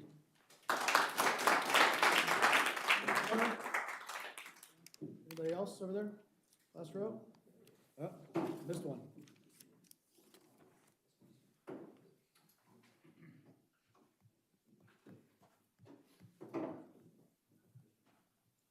My name's Archie Emsweiler. I live at 3999 Rome Corners Road. Now, if I wanted to build a house on a pool table, I wouldn't have moved out of Florida, out of Columbus. That's what they're doing, putting houses on pool tables. You know how much room's around a pool table? Is that a home? And for the wildlife and all that things that I see out there, it's beautiful. We have deer, we have everything out back, turkeys, we have everything. And it's a nice, quiet place. This is not gonna be quiet anymore. It's about like living downtown. When they start coming out of those roads at night and coming back in, you won't be able to get out of your driveway. I can't hardly get out of it now. I live on a little grade and I gotta watch everything I do. So then I'm gonna get hit in the side. They come over that hill. I've seen motorcycles come over that hill 100 miles an hour. Just starting from Lewis Center up the hill, and they'll be coming 100 miles an hour. So it's just crazy that we can put stuff like this in an area where people live, who want safety and reliability, and don't have to worry about something. Now we got all this to worry about. How big a lot are these gonna be? How big is the lot gonna be? Anybody know? Yeah, they're on the plans. I mean, how big? You can't tell on a plane, you can't even see them. How big are they gonna be? Feet I'm talking about, across the front and back in the back. They've requested 70 by 123, I think, or something like that. 75 by 123. Patio homes. On the small ones and it's On bigger small, for the the single-family homes is to be a 10,000 square foot lot. Yeah. And that's provided in the code. That's almost a good place to jog, isn't it? Go out and put a volleyball court in, you couldn't hardly do it. You wouldn't have no backyard. You wouldn't have nothing. So it's a beautiful place. It's just the way it's arranged. It's just don't too many houses on little bit of area. So that's all mine. Thank you. Anybody we missed? You didn't want to go first, huh? No, I didn't actually. I didn't think I was going to talk at all. I just wanted to come learn because I didn't know anything about it. Okay. So Chris Bishop, 6821 Lewis Center Road. I think maybe the only Lewis Center Road that I've heard tonight. So yeah, I mean, a little different perspective. We moved in 3 years ago. So I haven't been up here 30 years, 40 years.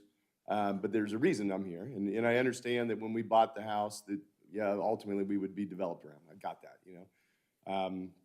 I would say concerns that I have had, even in the 3 years I've lived here, and I've lived right on the corner of C and B, right in that corner where there's a lot of white space.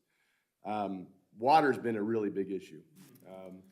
The water flows from the east down to the west, down Alum Creek, and we've had to, rebuild our driveway once.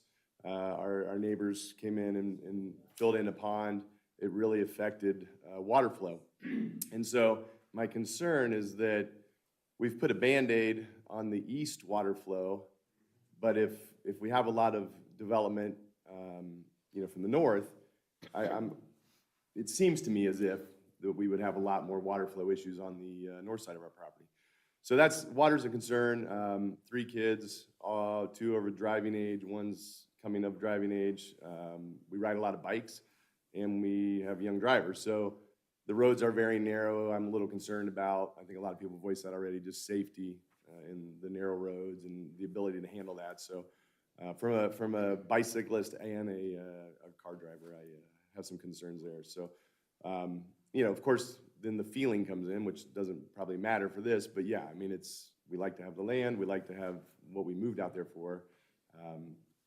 Knowing that was going to be developed, I would, propose that, larger lots, right? I mean, I think that's been voiced a few times. So, I love lot or development C, and if there could be a happy medium between that and B, that would be great. So, that's it. Thank you.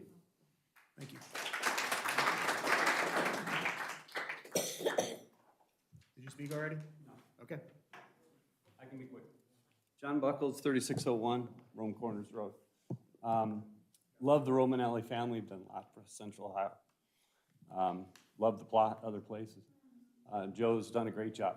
And I know you guys are smart. I'm on another commission, and we do our due diligence. Just 2 quick comments. This doesn't seem close. The divergence, I think what somebody said, be patient. Like, we don't need to cave 10,000, just hold the line on that one. I mean, that's still affecting the area, but there's no reason to cave on that one.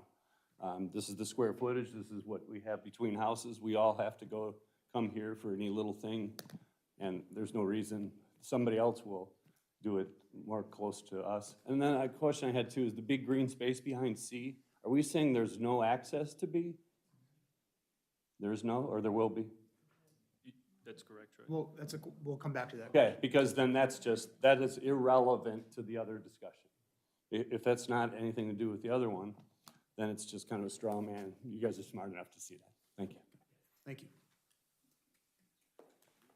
Anybody else? Going once, going twice? All right, public comments now closed. We've got some questions. Mr. Fisher, would you like to discuss any of the open questions that you heard? Sure. And then Yeah, we've got, I'll try to follow up with some as well. Yeah, I made some notes here, and Gary and Jim, please chime in. Traffic, let's talk about what a traffic study is, because I hear a lot about traffic in the room. That is the county engineer who manages and is in charge of all these roads. Can everybody hear me, by the way? Am I talking loud enough? So the county engineer who manages all roads within the county, unincorporated areas of the county, he has a team there that works with our engineering consultant, that before anything is studied, they first of all agree on the scope of that study. And the scope of that study includes not only present-day conditions, but conditions into the future. That's typically 7 to 10 years out, that they anticipate what traffic conditions will be 7 to 10 years from now. And that would include, somebody mentioned a development near this one. If the county engineer knows about that, would be included in his analysis of what he's looking at here. He also will require, I only say he because it happens to be a couple of guys up in the county engineer's office that do that. So I'm not choosing my genders here, but it happens to be a couple of fellows. They also tell the developer, in our case, our consultant, what intersections to be studied. In other words, they may look at some of the intersections that have been referenced tonight and say, we want you to study the impact of this development on that intersection. So that traffic study is a whole lot of empirical data that they put into the mix, and it can only be done with the consent and approval of the county engineer. I always analogize it, these are engineers talking to one another. I analogize it to, if you build a bridge, somebody just doesn't say, I'm gonna build a bridge. No, they say, well, engineer that bridge and tell me that bridge works. And so while we're not the engineering folks, that's the way that is handled at the county level. Okay. There was also a comment about safety and traffic on these roads. One of the things that Mr. Schaefer had in his report that, Joe, I didn't hear you bring up, and that is we are required to put, is it a 15-foot bike path, Joe? Right? Is it 15 feet? Yeah, the option is either construct a sidewalk or a multi-use path along the site's frontage on the existing roads, or in the alternative, if those would be essentially sidewalk or paths to nowhere because there's nothing to connect to. If there's nothing to connect to, and then the alternative is we require the 15-foot wide pedestrian easements that would allow for a future sidewalk or pathway to be constructed. Often when those projects are done, when the township goes in and does them, probably the hardest thing is just acquiring the land to get it done, aside from the topo. So when we revised the PRD regulations a few years ago, we put that provision in there to make sure, A, we weren't getting sidewalks and paths to nowhere. It's a little bit of a chicken and the egg scenario. The township would prefer the applicant to build it, but we also can understand we don't want to just have paths to nowhere. So that's why the easements are in place, and over the past few years, as the developments have come through, we've been getting those dedications. The Grove did one, I believe Reserve of Inmar did one, a couple others have done them, and we're starting to collect these easements, so that way when funding does come available, or at the county or the township level to do some pedestrian improvements, we've already got the land secured, then it's just a matter of going in and building it. So that is an improvement that comes as a consequence of this, that would aid safety on these roadways. I think there's some confusion about our divergence about the sign, because I think people are thinking that we're putting the sign in the Rome Corners Road right away somewhere. That, what's happening is, yeah, thanks, Gary, this boulevard design down here that Gary is showing, is that you doing that, Gary? Somebody is. No, that's- All right, thank you. That sign is back in the boulevard for our development.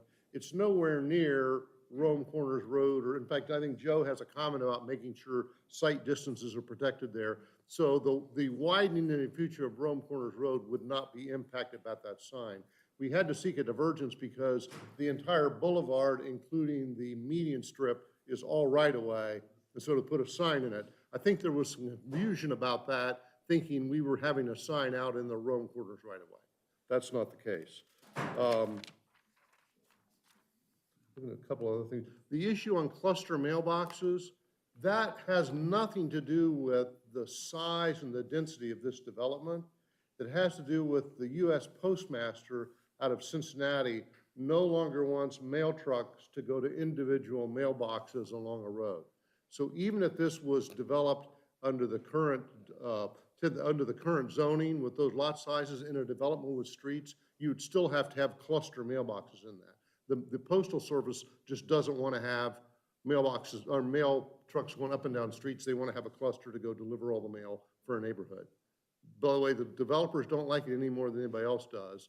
And we have to design them at a size that's not too big. That's why I mentioned we'll have a few of them.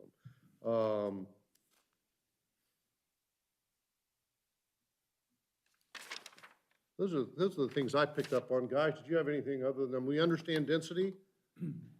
We understand the concern with the open space behind C, though. Gary, do you have the access, or who's running the access, you or Paul? I'd like to go back to that, one of your initial drawings that shows, keep going back, that shows the topo back and before any development, going back one more. Yeah, there. If you remember, I said earlier that most of that area behind those sub-area C lots is a series of streams and wetlands and woodlands. You see that there. So even though you would make that part of the common area, the question is it common area that's even potential to be used for residents for any purpose? The other comment, there's a lot of comments tonight about drainage, and we understand that. I'm assuming, Jim or Gary, do you know, I'm assuming some of this is farmland is tiled right now, I'm assuming. All through Delaware County, in this part of Ohio, you would tile farmland to have it drained properly. Just as a matter of law in the state of Ohio, the development of this property in any fashion cannot increase the flow of drainage of surface water off this property at a higher rate than it's draining currently. Moreover, through the series of ponds that are going to be put on this property, I would suggest there's a substantial likelihood we're going to improve the drainage quality in this whole area. Wouldn't you think, Gary? Yeah. Yeah, and I think there was a comment earlier about taking away ponds. In reality, we're taking out a couple of existing ponds, but we're adding a lot more stormwater ponds back in. And the purpose of those new ponds is essentially to meet all of the stormwater requirements. So not only do we have to capture the water that's running off the property existing today, we have to capture and hold all of the stormwater that comes off of the new development for a period of time to make sure that we don't increase that runoff. So we're actually providing additional ponds over what was there before. The reason that we're taking out the couple of ponds that were there is they were not specifically serving a retention purpose. They were aesthetic. They weren't there to detain and retain stormwater. They were there to provide a nice pond for somebody's house, but ultimately didn't serve as a stormwater reservoir for additional runoff. So we're having to redesign that so that we can accommodate the stormwater that's coming off and make sure that we don't create any adverse conditions. Thanks, Gary. Mr. Chair, I appreciate your comments and Joe's as well about the public notice on all this. I mean, Joe is right that the Ohio Revised Code says here's how you notice people. What's interesting is on larger tracts, much larger than this, the notice provisions are even different than this. It's probably, for the most part, newspaper publication. I think the township, as Joe has said, has done a good job of going above and beyond what the Ohio Revised Code says in terms of notice. I'm sorry that people haven't gotten notice. I think you're right, Mr. Chairman. We're not asking for any action on this tonight. These people now know, they can let their neighbors know. That's the American way. That's democracy. I don't know why the township chose 500 feet, but the township chose it. And so we've gone along with that. You have newspaper publications. Joe said there's a website that people go onto, so we would welcome that. This isn't, from our standpoint, this isn't about, let's keep this a little secret and not have anybody show up to be a part of this process. With respect to the one woman's comment about how long this has been going on, this has not been going on for years. I was brought in as the lawyer a couple of months ago at tops, as Mr. Romanelli began assembling this land. This is 5 different landowners. So to assemble these parcels takes a period of time, but I don't think he's been at this for years. He maybe been at it, what, Jim, do you even know? 6 months or so, maybe a year? I mean, in order to find buyers who are willing to sell, this takes time. So you could have had a conversation on one parcel 5 years ago, but in order to get this whole thing put together, this is our first public hearing for it. But this has not been under the dark of night. It's been a difficult assemblage to put together. You have the Glass family with a large parcel there, and then they're up in years, and they wanted to say, hey, could we have a house on this property? We had all those sorts of things going on. So that's my notes. Density is, we've proposed what we'd like to see for density. We've proposed what we'd like to see for open space. I appreciate what neighbors are saying. I really do. As I always tell people, I don't live under a rock. I live in a neighborhood too. I care what goes on around me. But happy to answer other questions you may have or points that we missed along the way here. Yeah, I just want to touch on the notification piece. This is step 1 in a long process. This is preliminary development plan.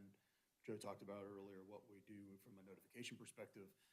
Processes like this and meetings like this isn't a one and done. This is usually, 3, 4 processes. It takes months to do this. So it's part of this process. This is the initial offering, and we go from there. Question about the lot size. The smaller lot, 62 wide and 130 deep. And the larger, the medium lots, 80 wide and 130 deep that's on average on typical. Is that the right math, From a Gary? drawing That's the right perspective, number. and if you have any questions about what lot sizes look like, that's within the program. From a drainage perspective, we do not regulate drainage as a part of this group here. Mr. Fisher was right on the county engineering. If you have questions or concerns about soil and drainage as this process moves forward, I urge you to contact Delaware County and talk to them about that, because they are the ones that dictate what happens from a drainage perspective, and we'll work with the engineering group for Romanelli and Hughes.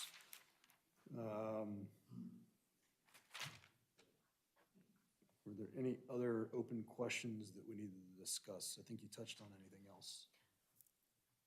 Open question before we get to our comments. Yeah, I think one of the members was not clear on where to find information on these meetings. And the Genoa Township website is and I think it got thrown out there, but I don't know if everybody picked up on it. Genoa Township has a website, and they post all the meetings, and there's always public notices on all of the meetings. The agendas are posted, the minutes are posted, and subsequent information that comes in are posted, and it's just by clicking links on the website. So this is not done in the hidden night. I've looked back on old information, and it's posted out there for quite some time that you can go and look on future things, and you can look on past things, and I just think that might be helpful to people. The First Lady asked about privacy shrubs around walking paths. I'm not quite sure exactly what she meant, but I wonder if it's like the walking paths that go behind the houses. I don't know if she's still here. Walking paths that go behind the houses. They're concerned maybe about making sure, like, you sit in your house and you don't have all those people walking behind you. I read that in a different way. Okay. I read that as concern over safety for people walking on the path. A lot of times, if you put shrubs or things too close to the path, you can invite people to kind of hide in the shrubs as people walk by. Okay. Yeah. So I mean, as a landscape architect, that's something that we're very sensitive about. Screening is one thing, and in some cases, that's important, but safety is another. And so making sure that we design those paths in a way that, you're not going to get ambushed is definitely something that we think about. Another question, the sub-area C lots, are those going to be available for marketing, or are those already sold? Available for marketing, to my knowledge. Marketing, okay, all right, I didn't know, okay. Will they be part of the HOA, those lots, or not? Because one resident asked about that, and would they be paying HOA fees? How do I structure that? I think they're part of they are part of the HOA, but they don't use some of the common elements that A and B do. And then there's another sometimes on these things, Jim, we kind of do a master and then a couple of subs beneath it, because different areas have different needs. So for example, the patio homes, those people want their lawns mowed and they want their driveway shoveled and all that kind of stuff. So sometimes we'll do a master with a couple of subs beneath. I haven't really thought about all the structure of that yet, so. All the questions that the residents have. Well, you're on a roll, so keep going. Oh, good, I get to go first now, okay. First of all, I do appreciate Roman and Hughes working with the community. They have a lot in the past. I know that this plan was shown to some community members. Initially, sub-area C was more smaller estate lots and was very much more so a part of the entire subdivision. But you guys have answered drainage questions in the past. You've worked with the residents, the Mirasol people who are really right across the street, and I think that density is 1.67. You worked with them on their issue of the playground, and like 3 or 4 residents came up just to thank Roman and Hughes for it. So we appreciate that you do that. So anyway, moving along, we talk a lot about density, and it's a little hard to tell what A, B, and C are. I calculated 2.2, Mr. Ross sent in a letter, 2.4 for sub-area A. And then B was 1.85 or 2.0, but the combination of the two was either 2.0 or 2.2 for those areas. Of course, I just used an 15% reduction for the areas. I don't know about the wetlands and all that kind of stuff. But could you provide us with the numbers? I know you're probably going to change the plan around a little bit, but just so we have those, so we can kind of see what densities we're getting in different portions. Are the driveways in the pretty much planning area, sub-area A, during EPCON, it was 40, are they 40 feet from the intersections? Because we had a problem with that before. We're looking at that. That was one of the comments that Mr. Schaefer had. Okay. We're looking at that right now. Okay. It's difficult with a smaller size lot to do that. Right. And so we're looking at that. Okay, so it Do have to be you have the answer to that yet, Gary? I know you were looking at that the other Yeah, night. I mean, because that would have to be a divergence you would have to Right. request if you Yeah, asked for that. that's Okay. Let's see. Oh, Article 9, sometimes when you guys submit things, you have you follow right along with Article 9, the PRD subsection, and you say, yes, we're complying with this, or no, we're not complying with this. And that helps me personally too. And maybe later on in the process, you want to do that when we're a little closer to getting to Sure, we can do what that. you want to do. It just helps, kind of check off each thing that's required along the way by the PRD chapter.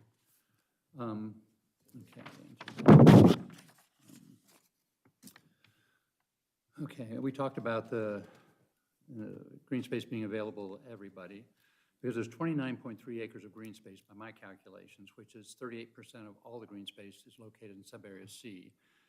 So what I'd like to know, how much green space is in areas, that's only 6 houses there, and the 224 lots don't have any access to that, but that only leaves like 62% of the green space. So in other words, in this is really, sub-area A is really almost like a PRD with conservation, because the density is higher. You're asking for the reduction in lot size, but because you were under the 1.8, you asked for 40% green space instead of 50% green space, which the conservation would require.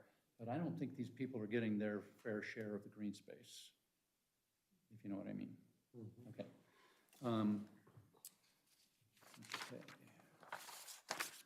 Sub-area C, there's been different iterations on it, and the fact that it's, and some of the residents mentioned too, for it to be considered a PRD, there needs to be some kind of connection to the other side, I believe. I think the sidewalks need to go all around the courtyard.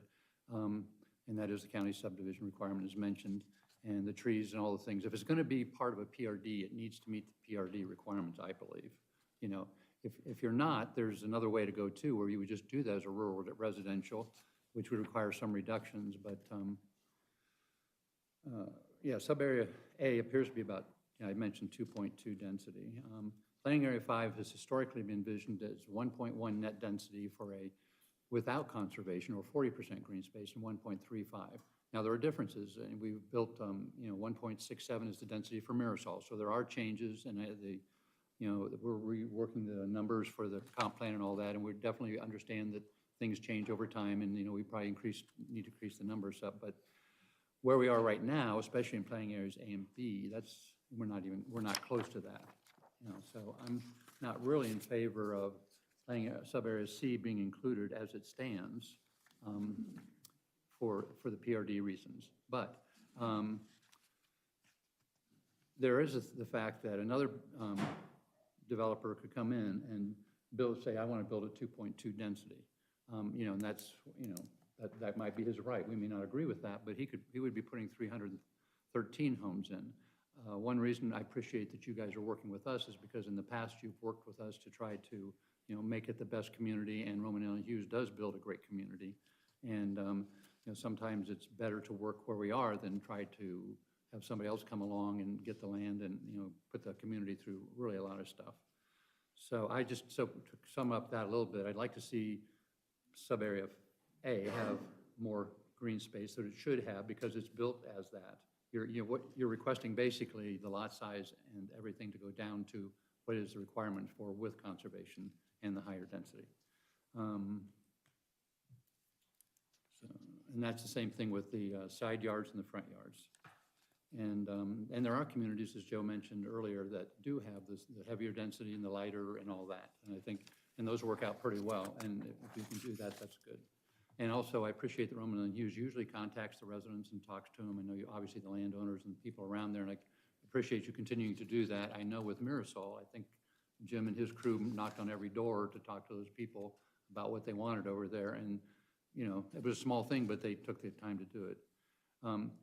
If you reduce the houses that back up to each other in sub-area A, which would be about 24, there's only certain areas where there's a house backing up to another house. If there's 24 where they back up to each other. If you took those out and you did the same thing in here, you would be reducing it 40 homes, which is quite a bit. But it would actually get to 1.6 just for this area itself. So that would be one option, though you could, I don't know with this green space how much you could use that. So the other question, Joe, and maybe you can answer this too, is the wetlands, are they considered in the green space calculations? Because they're not considered in the net density, are they?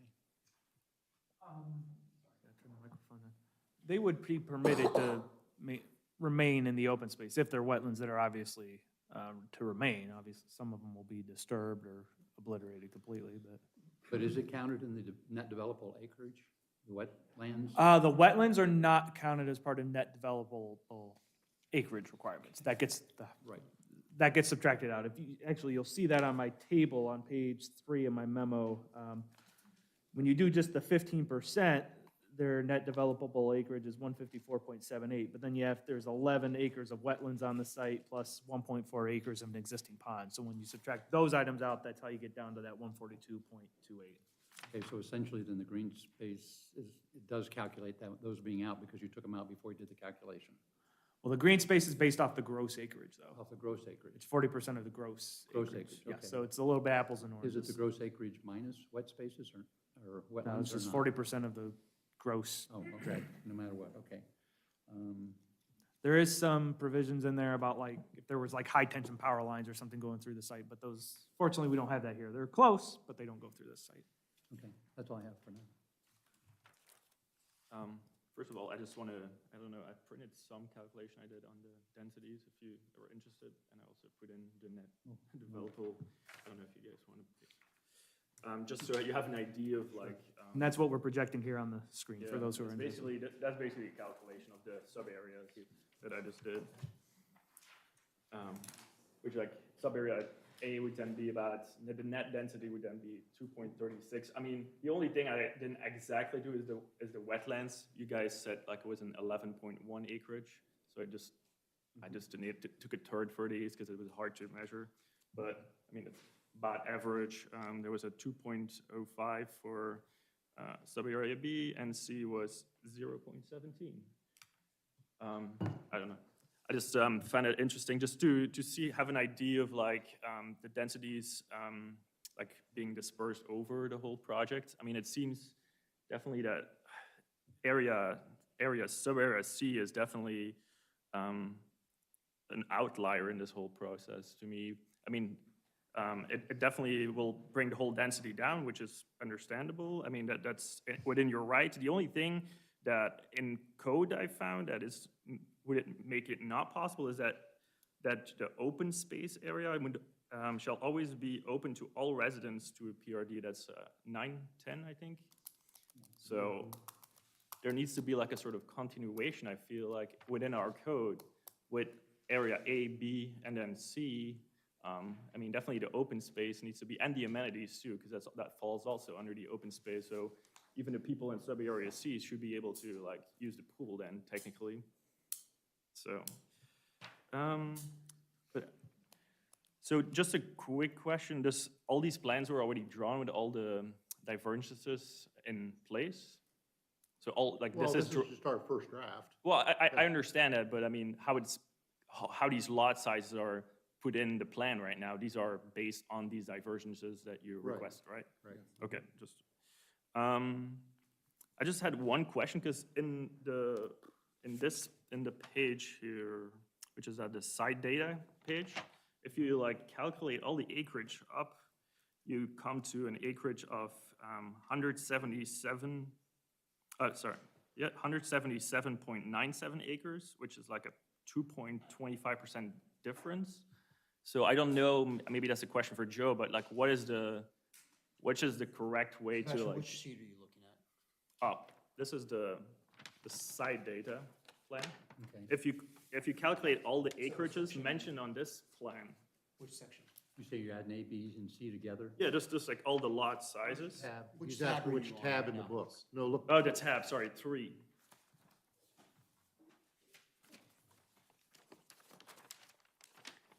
So if you would calculate all those lot sizes that you guys put I mean, I also You mean checked all the parcel numbers? Yeah, Yeah, so you're looking at all the numbers that are noted on the correct, yeah.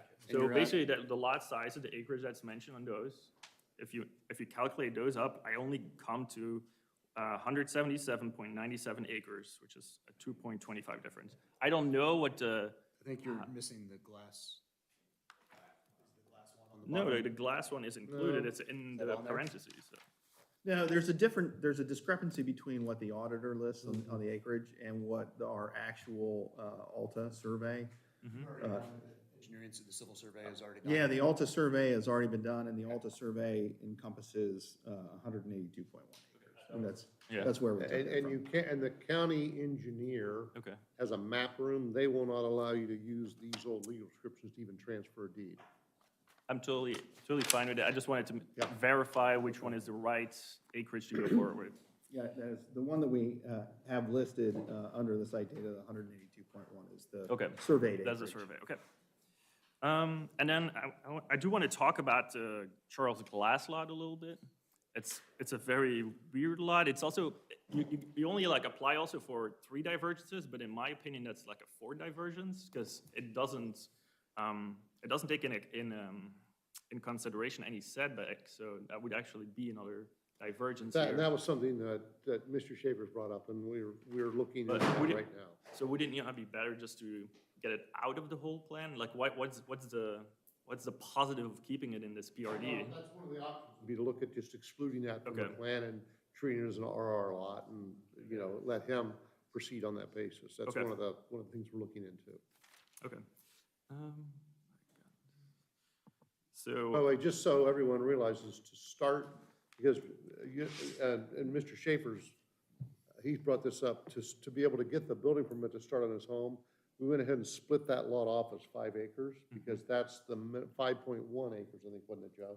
Because that's the minimum lot size to create a lot under the Ohio Revised Code without having to get any approvals. Okay. So we did that already, so we can go pull a permit to start that house. But Mr. Glass understands that that lot size will change once we finalize the zoning. Now, it could change Yeah, to okay. rural residential or to PRD. Okay. Then, I mean, you had a lot of people today also talk about traffic.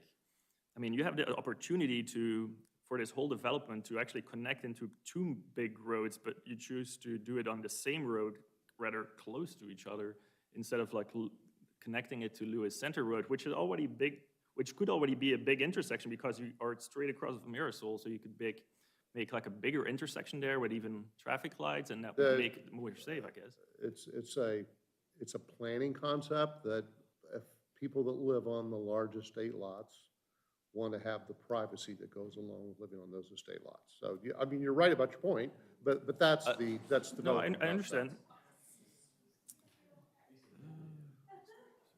So, I mean, to that regards, I still, yeah, I mean, let me see.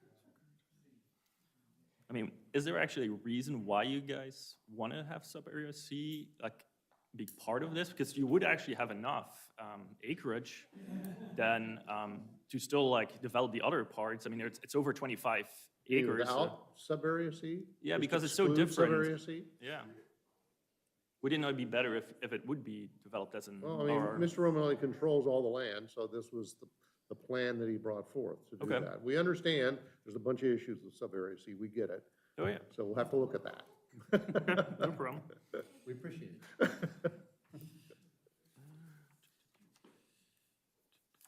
So then I'm going to the divergences. So first of all, so how many of these lots of Area A would have this divergence of the 8,000? All of them. All of them, because The patio home lots are all going to be the smaller size.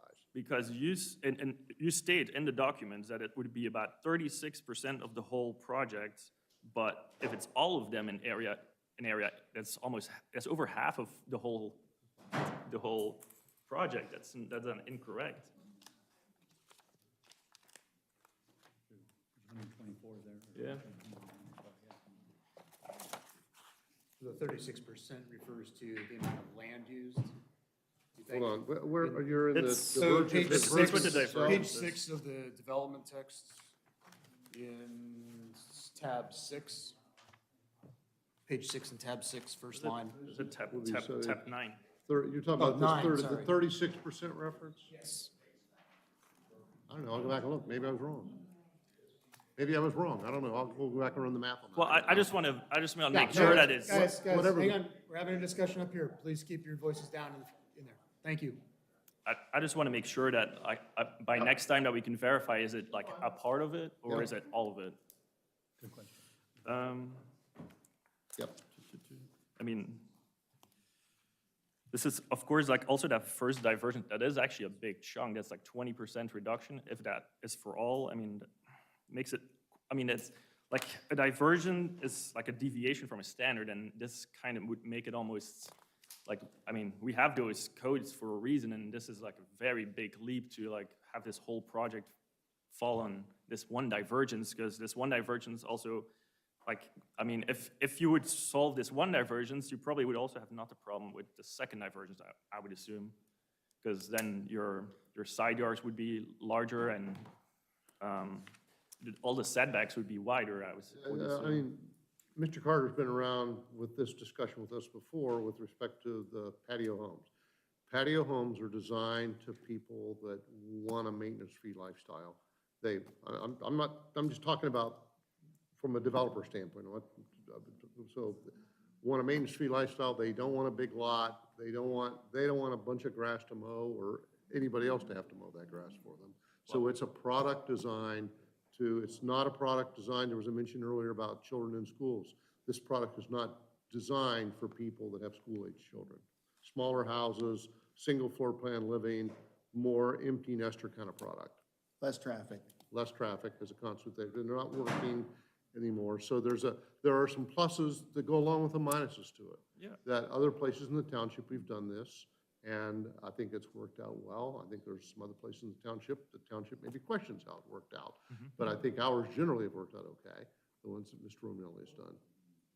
They work out well, but but this requesting for reduction from 10,000 to 8,060 or whatever it is, it's, it's why don't you just do a regular PRD lot, 60 by 120, which is really close to that, and give us the 50% green space around that area, and maybe, I know there's a 100-foot setback, that's the rule, so if you use that, that's great. Right. But, it's kind of like you're asking for the best of both worlds. You're asking for 40% green space, and you're asking for the other lots, and that was my point. So, no, I agree, and I called the superintendent of Old Tangi Schools once to ask him about it. And it's true, not as many, he'd rather have those, but he understands the point of view, people who don't like density too. Right. But I know, so it's, the thing about this is it's one or the other, you can't have both, kind of thing. And We had that over near where you live a couple of years ago with the last Vinmar development up there to the north. The Vinmar Reserve? That worked out great.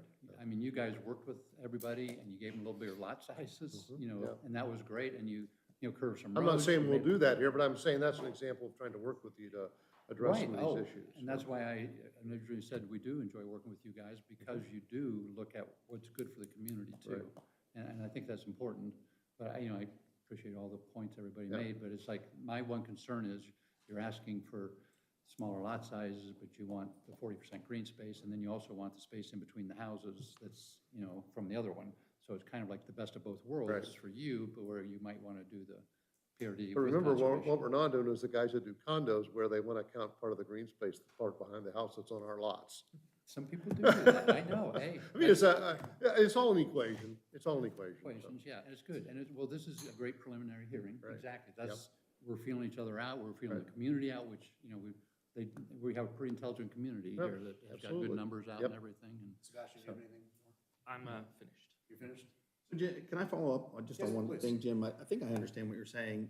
When you say why not get to the 50% green space, are you talking about the 50% green space around the patio homes themselves, or are you talking about the 50% green space for the entire development? Well, it's kind of interesting how this goes together. So right now, I'm just thinking, if you did 50% around the patio homes, and don't hold me to it, but just from what I see, it seems like that would be more in keeping with our code. But, having this green space over here, and I don't know how, that's why I wanted to know how much, one of the things I asked was sub-area As and Bs also. You want each one broken down. Yeah, I'd like to know the density, and I'd like to know the green space within, because I think this is not in keeping with our community, this part up here. And to include this, to make that happen, isn't what the residents really want, and, and I understand that, and to ask for those type of divergences of that amount to get to there without the appropriate green space, so. I think the challenge is we'd still need the divergence though, because if we're not at your code says 50% for the overall. Right. I think you're just using it as an example. We're using it as an example, it's kind of like, that's from your side, it's like, hey, we understand, we heard the residents, we heard the zoning commission, we could do that up here. Maybe we're gonna lose some houses, maybe there'll be green spaces back here where the houses bump up against each other or something. I don't know how you would work that out, but I think that's more in keeping with what the zoning code says. And I don't know what But doesn't density the that zoning would code show. say the open, what we were saying earlier is, we're trying to exclude C, but yet you want to do it by sub-area to calculate. I get what you're saying, we'll go through and do the math Yeah. to I see where it mean, ends up at if the you end of the could come day, in but the with code says it's all. So. Get to one point, let's say, if we're doing it by sub-areas and you wanted to do 1.6 in sub-area A and sub-area B and have 50% green space, I'm guessing that would look more acceptable to people. Yeah. Yeah. I understand what you're saying. Let's look at that. Go ahead, please. No, please. No. But I just want to, I guess, ask something and clarify. So that top portion of section C, we've gone back to it 3 times, that it is encumbered by a lot of waterways and a lot of land. Are we trying to say that that's unusable?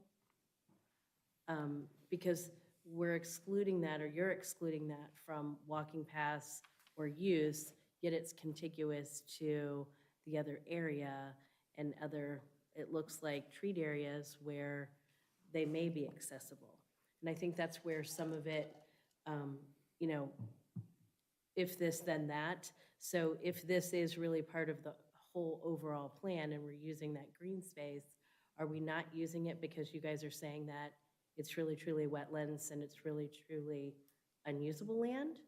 Or is it land that at some point could be encompassed into that?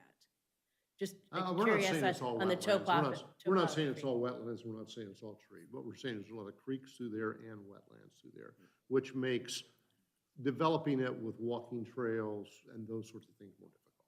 So that's Yeah. what we're saying. And I think the challenge, the code allows for a variety of different types of green spaces. It doesn't all have to, doesn't all have to be usable. Some of it can be Correct. preservation. I think our preference is that given some of the challenges up there in the wetlands, for us, it makes sense that area is undisturbed. We have other spaces in the development that are more suitable for usable open space, amenities, different things like that. That's what we've planned to date. Thank you. That's what I have now. Okay, thanks. I guess my only thought at this point in the process is that it's either one PRD or it's not. I mean, I know questions and comments have been brought up about subpart A versus B versus C. To me, it's either one PRD where we're gonna calculate based on all the land that's there and all the net developable acreage, or not.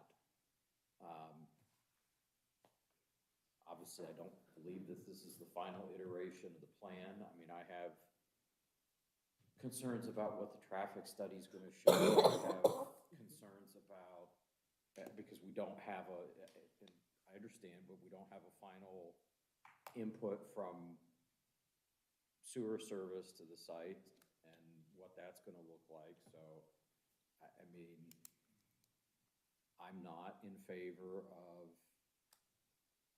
the divergence on the patio home lot sizes. But this is not the final iteration of the plan. I think the concerns of everyone have been voiced, and to me, that's the biggest issue. It's either gonna be one PRD with one calculation across the board, or it's not. And if it's not, it's not, that's fine. I mean, that's your right to have 3 different PRDs. I don't know if you've merged all the parcels together. So. Okay. That's all I have, Mr. Chair. Reiterate on the development text, I would like to see every single section as the current code. So again, you're based on the previous iteration of the development, the zoning resolution. So let's put those down there, and then Jim talked about it and Joe's put it in there, just to make sure we've got it. You've got a number of sections called out within the development text now and say that you're gonna do these things. Again, just list out what it says so we know what we're comparing you to, okay? Gas letters, both from Suburban and Columbia, how do you go about choosing a utility company that's going to supply? That's always a tough one, because they wrangle around up in these service areas about who gets to serve what and who has what lines in the area. We kind of let them sort it out between the two of them generally. Okay. And it's based upon who's got the nearby lines. Suburban, you know, I know Dave Pemberton really well. A lot of you know, I'm sure know him. I mean, he doesn't like Nice Horse up here in his territory taking gas lines. But we kind of got to go along with who will serve what is the way that works. Is there any discussion on the township aggregation program that goes into that at all, or is it strictly just a conversation with the? Jim, do you know?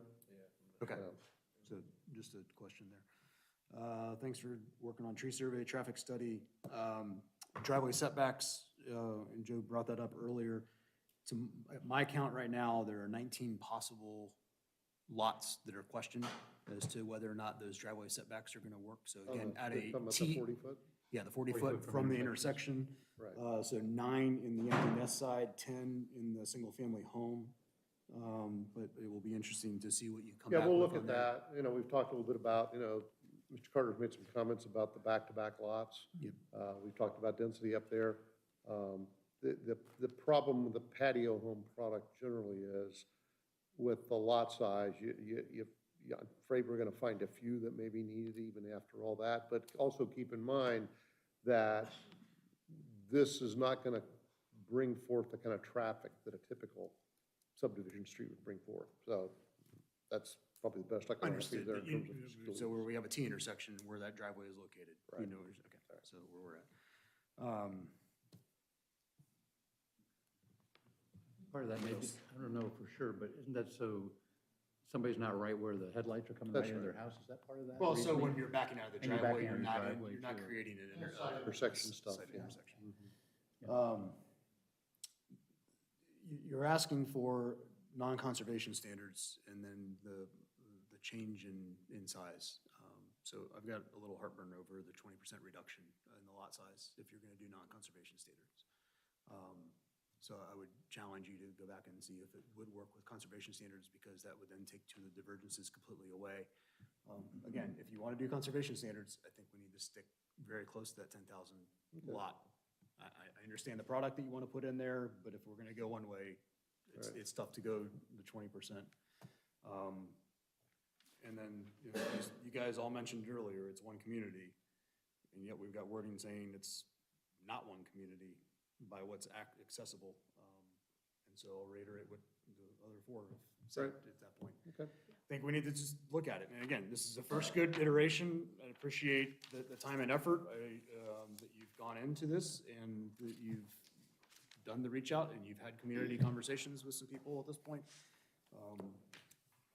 There's a long laundry list from Mr. Schaefer, so hopefully you are able to have some additional questions. Do you have any questions for us? at I don't this think moment? so. It's just, we want to ask for a tabling to a date certain. We're not going to meet this November 21st, You wanna- December 12th You want a timing. continuance. So we're going to continue out to the second. Not a table. So that would put us into, So you want to go for the next one, or do you want to, you're going to skip? What do you? no, we can't get our paperwork done by next week to get this done. So we're going to need to skip a month and go out. So we'd be at January. That'll be, we had to move that date, so that's, I think, the 17th. You have the, could you bring up the schedule on the TV back there? That's correct. I'm pretty sure it's the 17th, but what I need Mr. Benson to check is what the revised plan deadline for the 17th meeting is. I think I know what it is, but let's just check what we wrote down to be That'd sure. be December 19th? I think it's the 19th, because it's usually a week after whatever the regular meeting is. Correct, yep, December 19th. So, So you don't extend the deadline, even though extended the hearing date? No, December 19th would be when the revised materials would be due, for the January 17th He's meeting. asking if we get in there a week because we pushed the January meeting a week. Oh, maybe we didn't account for that. Why wouldn't you? Usually how we schedule it is, it's always a week after the regular meeting that month. But since you've extended out the January. Yeah, I hearing, think why the would problem here is that's. We're gonna need all the time we get.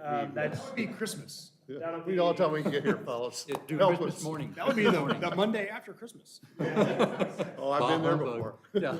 Our office is closed the 26th because of, But January What 17th if- is definitely the new hearing date? Okay. Say the 23rd, which would be that Friday. 23rd. We're closed on the 23rd too. So the 22nd? You guys work. I mean, seriously.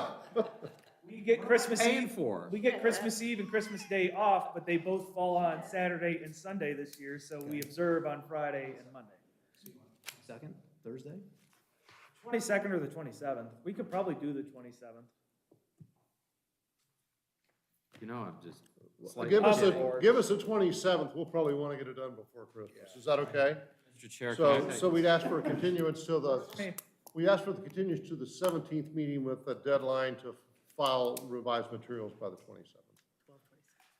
All right, with that, do I have any motions? Yes, Mr. Chair, I would move to continue the public hearing for the subject application known as Mira Luna Zoning Commission Case Number 2022-06 until January 17th at 7 PM in the Genoa Township Hall. Additional or revised materials will be due to the Genoa Township Development and Zoning Department by December 27th at 4 PM. I second the motion. Discussion? Roll call, Mr. Bernard. Mr. Carter. Yes. Ms. Walsh. Mr. Welch. Yes. Mr. Leff. Yes. Motion passes. The time is now 10:01 PM. That concludes this portion of the meeting. We are going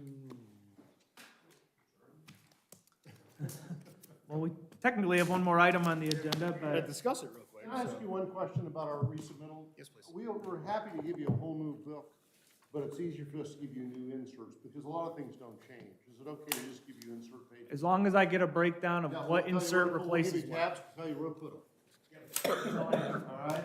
We'll make it- Or you're just you're gonna print everything and we're just gonna take it all out and put a new one in? Just totally won't have away with the new one. So, Thank you very much, appreciate your time and attention. Like, I hope I gave you good information before it started. Perfect, great. Thanks, guys, appreciate Nice it. Thanksgiving. Thank you, everybody in the audience. So now Mr. Griggs decides to show up.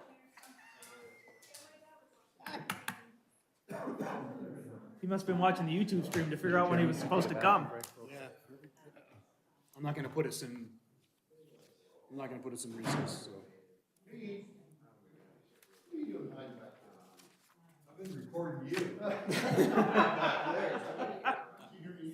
I did.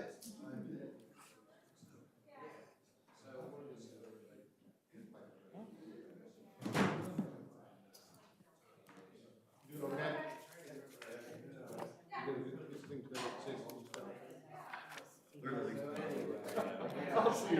Hey, have a good Thanksgiving. I got a trial starting at 9 AM tomorrow morning. I mean, I'm gonna start coughing. If you start sneezing, I'm gonna start coughing. Fight at 8 AM in the morning. Let's try not to. I may cough without you. I went through my 3 cough drops that I had in my car and I didn't bring any more. And when I start, I don't stop. It's nice living in this rural environment, except with all the trees around you when the Oh my leaves start God. falling. I'm going for shots because I'm allergic to everything green. You know,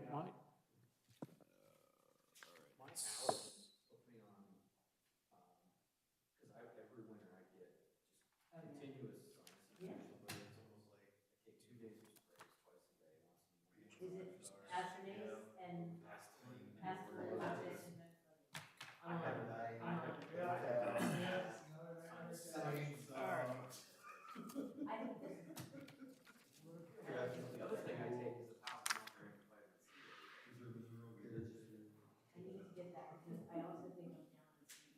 All right, you ready?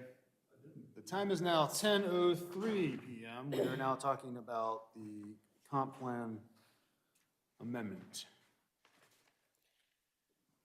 Anybody have any initial discussion points or that we can quickly talk about since Mr. Griggs graciously. For 3 straight hours. So we can, I have some thoughts if you want me to talk. thoughts? Okay. no disrespect, but no, but go ahead. Well, We're gonna make this quick. tread so- lightly because it's 10 o'clock and I'm starting to cough soon. I'm trying to talk. Okay, my thought is, we wanted to do this quickly, get it changed. I'd recommend that we change in the zoning resolution to .75 in in Article 9, where it says it's currently 1.8/2.2. Recommended Mr. Griggs is put the low one in there, put what we want in the planning areas for a divergence in the other ones. And I only say that, is that what you said, sir? Didn't you say to put the lowest density in the zoning resolution and then put? And, well, I want to, my thing is the legally correct thing to do. Is it to have the lower one in the zoning resolution and then have all the other densities in the comprehensive plan? And then we get a divergence for each planning area? Yes. Okay, so, The, Divergence to go up though, right? Yeah. Matching, pursuant to the comp plan recommendation. Yeah, you want your lower density listed in. You want your lower density listed in your code, because Okay. that's the law, that's the rule. okay, so I would suggest 0.9. The reason I suggest that is because things have happened in our township. I think we probably should raise our densities a little bit. So planning area 1, I just keep that at 1.8/2.2. I mean, that's pretty much built out, and, you know, that's done, my thought. Planning areas 2 and 3, it was 0.75, I would put it 0.9/1.0, meaning with a slash with conservation, or without conservation, with conservation. Say that again, please. 0.9 and 1.0. Yeah. With and without conservation. Yeah, with and without conservation standards, which is basically 40% and 50% green space. We just talked all about that. Planning area 4, 1.0/1.15.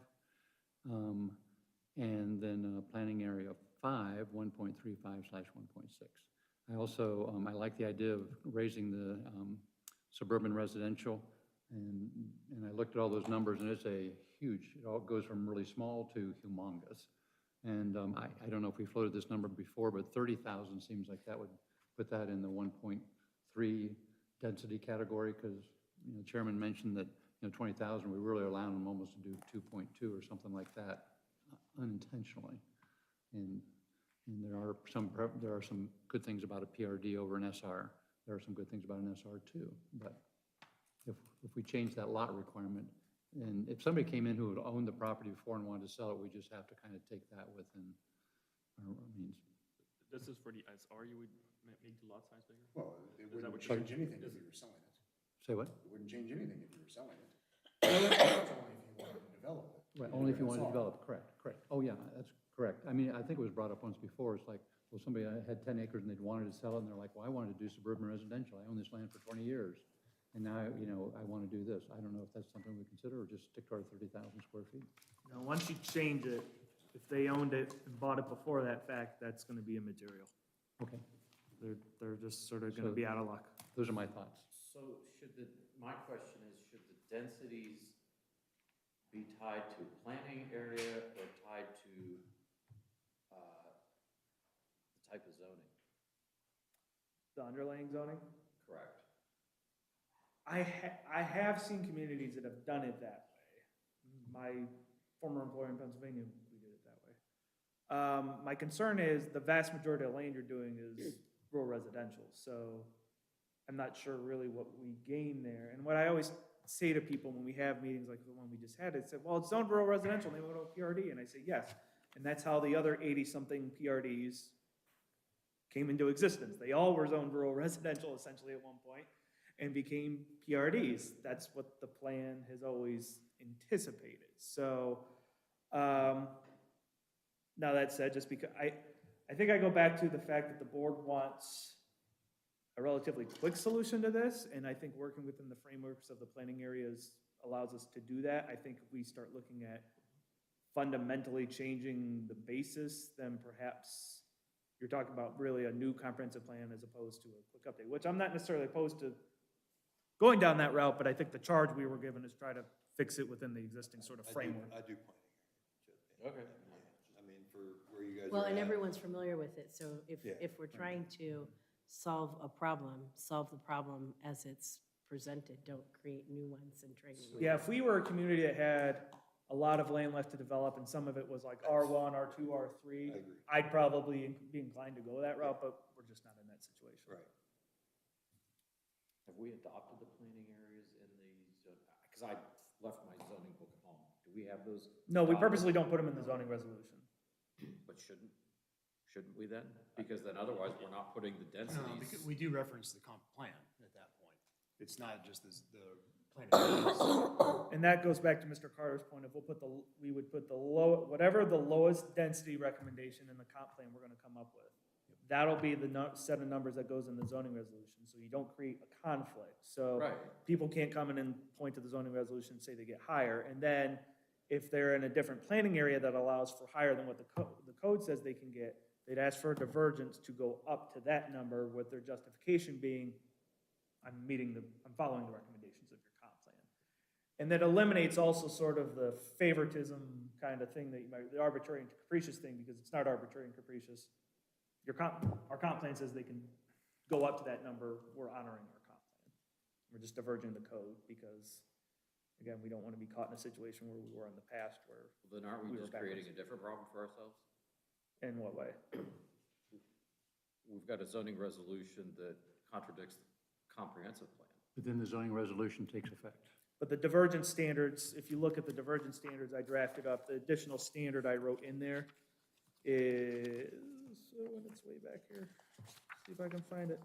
I wrote us a new divergence standard that basically, that says, that ties the two documents together. I mean, and you're just gonna have to make sure that which you guys do a nice job already, looking at those divergence standards and articulating. So divergence standard G is consistency with the recommendations of the official Genoa Township Comprehensive Plan currently in effect, subject to the provisions of section 108 of this resolution. And section 108 is the section that just says the comprehensive plan is a guideline, but you can use that guideline as a justification for a divergence, especially when you're being consistent with your own plan. And divergences aren't bad. I know we try to create scenarios where we try to make as few as possible, but they're part of the nature of a plan development. They aren't a bad thing. I know people hear the word and they get a bad vibe from it, but they're not a bad thing. They just are. Can I ask a quick question? Mhm. So we're trying to come up with a relatively quick, straightforward, and legally clear Mhm. solution to this. Are we being looked at to try to make a recommendation this evening? No, I think the deadline for the board, for the commission to finish this process is until spring of next year, like April. So, We need to come to an understanding of what we want to put in from a density perspective. Joe needs Yes, to put it in the that's- document, then we need to actually review the document to make sure we're good, and then we're going to initiate it to go through public comment and go from there. Good, that's So what. we need to yeah. get, what we need to do, what I'd like to do just quickly is to provide some direction to Joe right now. Give him the numbers to put in the document so we can start that actual process. so I would draft, you would give me the numbers, I would put them in here, I'd give you that document, and then like at the December meeting, you theoretically, if you were happy with what you had, could vote to initiate, and then maybe at a special meeting, because I'm not sure we want to tie it in with Mira Luna. Might need a special meeting. You would have your public hearing, and hopefully we wouldn't take as many public hearings or many meetings as the Hoover Watershed Overlay did. I mean, theoretically, you could get this done in one public hearing. Okay, so the question would be is, since we're looking at just a starting point, would it be easiest to just ask, does anybody have an objection to Jim's numbers? Because if we're looking at a number, can we just, if we're gonna give Joe the numbers that we want in there, shouldn't we just agree on the numbers and move forward so we can Yes. bring that document back? Yes. Okay, So, Jim, thank you for putting some initial numbers together. Sure. I think the bonus that we need to talk about from a conservation, non-conservation needs to be appropriate to what we already have from 1.8 to 2.2. So going up by 0.1, in my opinion, is not realistic. Okay. So my thought was fine on 1 at 1.8 and 2.2, I'm okay with that. In 2 and 3, I was thinking 1 is the minimum and 1.25. 1 and 1.25. Okay, I'm good with that. And then 4 match the overlay. The 1.15, 1.35? Say again, what would be 4B, sorry? and that would match the overlay? That would match the overlay. What we already have in the overlay is already there, and it's now across the entire planning area. Keeping in mind the number in the overlay is going away, but he's just borrowing that figure as a. Absolutely, because we've discussed it before. Yes. That And I would be think from a just- justification perspective, and when we talked about where do we come up with justifiable numbers at this point, Yep, I can get my head around that versus, I'm sorry, it's 1.1, 1.35, not 1.15. sorry, yes, the overlay number. you're off. Yeah, my mistake. Can you just repeat for area 4 what you had in mind? Whatever we've got for 4 is whatever we've got in the overlay at this So point. what is, do you know that, what it Is is? it It was 1.1.3? 1.1 or 1.35. 1.35? It was basically a 0.25 increase across Okay. the board. The planning area 1, the one, maybe I misspoke, 1.8 and 2.2, it's a higher number, so it's a higher spread. So 25%. And what about area 5 then? What's the numbers there? 4 and 5. I thought. 4 and 5 would be the same, 4 and sorry. 5 would be the same in my mind. Okay. Was the high number 1.6 or 1.65? 1.35 was the high number, right? I thought you said No, 1.35. You said 1.1/1.35. Oh, Just, no. No, I'm talking He's got the about real one. for planning area 5, What did you? was your with conservation development standards, your higher end number I was 1.6 or basically 1.65? was at 1.35, 1.65. I think 1.2/1.5 would be better, because that's a pretty big jump on them. 1.2/1.5, I mean, unless we're doing it by 2.5. 2 would be 1.5 at that point. Yeah. If we're going by the That's same historic. ish, well, it'd be a little more, it'd be 1.6. And I think planning area 4 would be better to be 1.1/1.25, because it is it's entirely in the Hoover thing. If we're using that rationale, we're giving 2 and 3 Yeah, but more the of a overlay, benefit. the overlay one we did was 1.1 and 1.35 already. Is there like no chance we can do like an Excel Well, on the screen or something? Right, So we have like a but we said visualization. 1.0, 1.25. Of just the numbers you're areas, 2 throwing and out? 3, right? Is that possible? That was Yeah, just yeah, yeah, 1 that's- and 1.25. If it's possible. One and one Yeah, we can do it. If it's possible, could you do that for Yeah, your I- need? You already Everything- typed out per Planning area, like 4 is your almost research you did? entirely in the Hoover overlay also. You did the density by sub-areas for this Oh, meeting. we did that. It And that's actually actually interesting to touches see it 5 underneath. ever so slightly. We can pull that up. Because if you put it underneath, you can actually like have a better understanding of these areas, in my Oh, opinion. Paul might not have He's the, gonna pull up what Jim did before. Put it you have it in Excel? Let's do a quick look at it, throw those numbers against it, and then He's gonna pull up spreadsheets, so we're gonna look at it. he's gonna pull up the Excel spreadsheet, Because and then we can look at it, then we got the visual on it, we can punch our numbers in it, then we're all visually keying in at Because the it's same also thing. stuff, he did do the research and he did state what it Mhm. is now, so it might be interesting to compare that with our That's a numbers. great idea. Yeah, because it's much, much lower.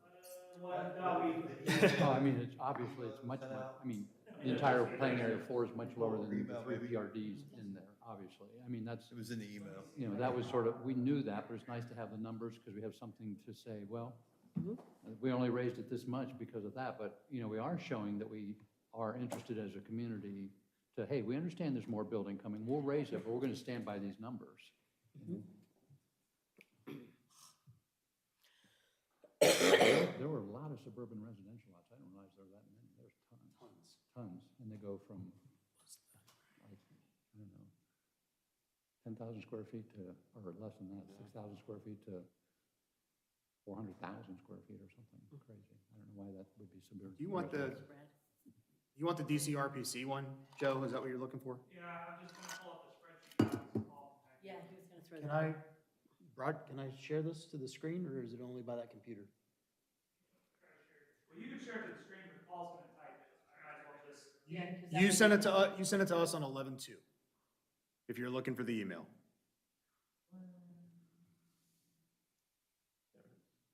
Yep.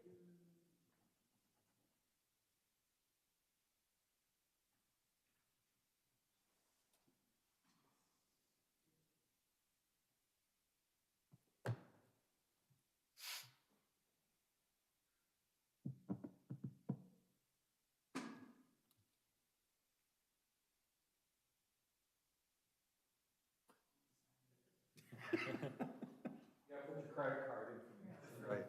Oh, God, this sounds like me. I'm always fighting something popping off with the, I got locked out and I'm in there trying to get my password in. Someone's asking me a question and I'm like, I'm always glad when it has my face recognition. They don't have to remember the password, it just remembers me. oh, not on my desktop. So I'm like, move from one place to a different in the house.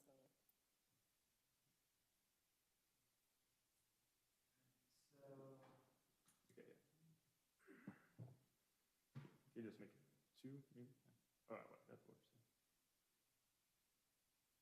just gonna type to the last. Yeah, numbers I heard. totally fine.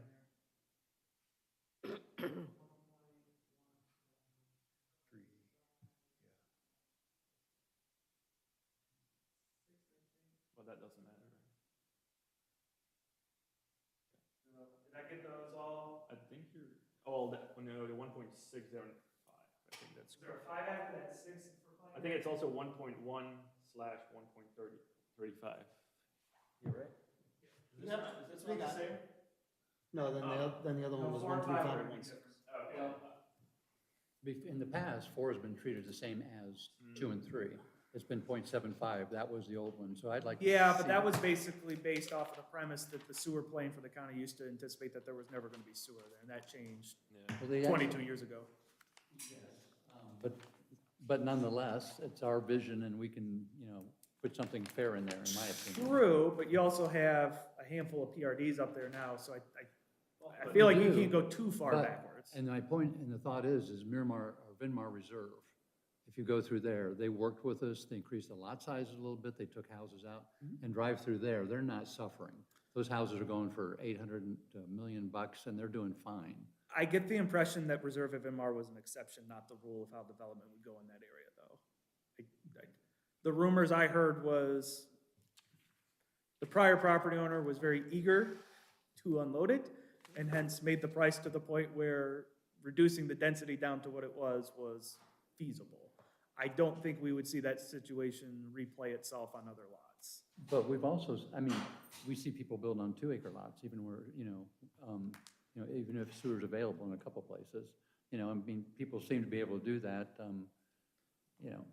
It is doable. It's doable, does the market, is the market there for it? I mean, there's, But that's not the smaller patio homes, they sell like hotcakes. I see developments that we go through this process of the single, Mirasol's been going on for like 9 years. That one across from Giant Eagle, which is all those patio homes and duplex units, got through zoning, built, and is finished, and then some in the time it's taken Mirasol to Which one, across from Giant Eagle? the one that they built on Hoff Road, The one right across from. west of Giant Eagle, across the street. Okay. The Upcom. Well, the That's- fact, That just tells you that product type moves so much faster. And that's why they're all racing to build them, is because that's where the money is. but the lot size, what's the lot size in Vinmar Reserve? It's not that much bigger. They've got to be, what, a third, maybe? Reserve? Vinmar Reserve. It's a Third of an acre, maybe? 1.14 density, I know The that. smallest lot in reserve is probably a third of an acre. up Around through there. about half acre. That's what I would say. I don't know About a third to a half. Third to a half? Maybe in the cul-de-sac it is, but It is. down that It's on the other street- cul-de-sac, not down the main street. It's Yeah. about a third of an acre on all of them, other than the cul-de-sac and the back corner lots. Yeah, The I'd say that's cul-de-sac accurate. lot, That would be a 20,000 square foot. it's A third, a third is about 15,000 square foot lot. 42, So those are 100 by 150? yeah. I can't remember the I don't exact think dimensions, so. but I do think around a third is about Yeah. where they average. Nonetheless, out it's not necessarily for us to have people sell houses like hotcakes. It's for us to also maintain our, what we want to have in our township. Correct, but I'm Because- not sure it also behooves the township to have a development that languishes and takes decades to finish out because it's not meeting market needs and we've got unfinished roads and unfinished infrastructure. So at this point, what I would. I don't want zombie subdivisions either. What I'm recommending we do is we start Look at with these that. numbers. We put them in the document, Okay, and for our next discussion, we actually discuss that. okay, Okay. perfect. I'm We good don't with need to have, we don't need to iron this thing out right now.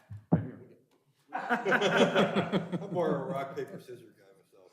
that. Yeah. So we No, I'm good- I'm good ourselves. with that. No, I thought we were sending this was what we were gonna send, and you were gonna No. punch it in. Remember you sent Yeah, us this the. We still gotta get through You said- public comment. We gotta Oh, get yeah, through this all- is just, I think, We to got 3 put more it, months in this. this is to spit it in the document to come back to us. We're good. I think the directive to Joe is, put these numbers in. Yes. Get us it in text form that we can look at, Yes. and then we can, Do it. Find out what they actually. we can polish it up Yeah, and crunch okay, numbers great, further, and that's an There's easy no- fix at that point. It's There's just- no binding decisions at this Yeah. point. Okay, great, Yeah. perfect. So that means we've got a zoning resolution document with numbers in it, we've got a comp plan number with the numbers into it.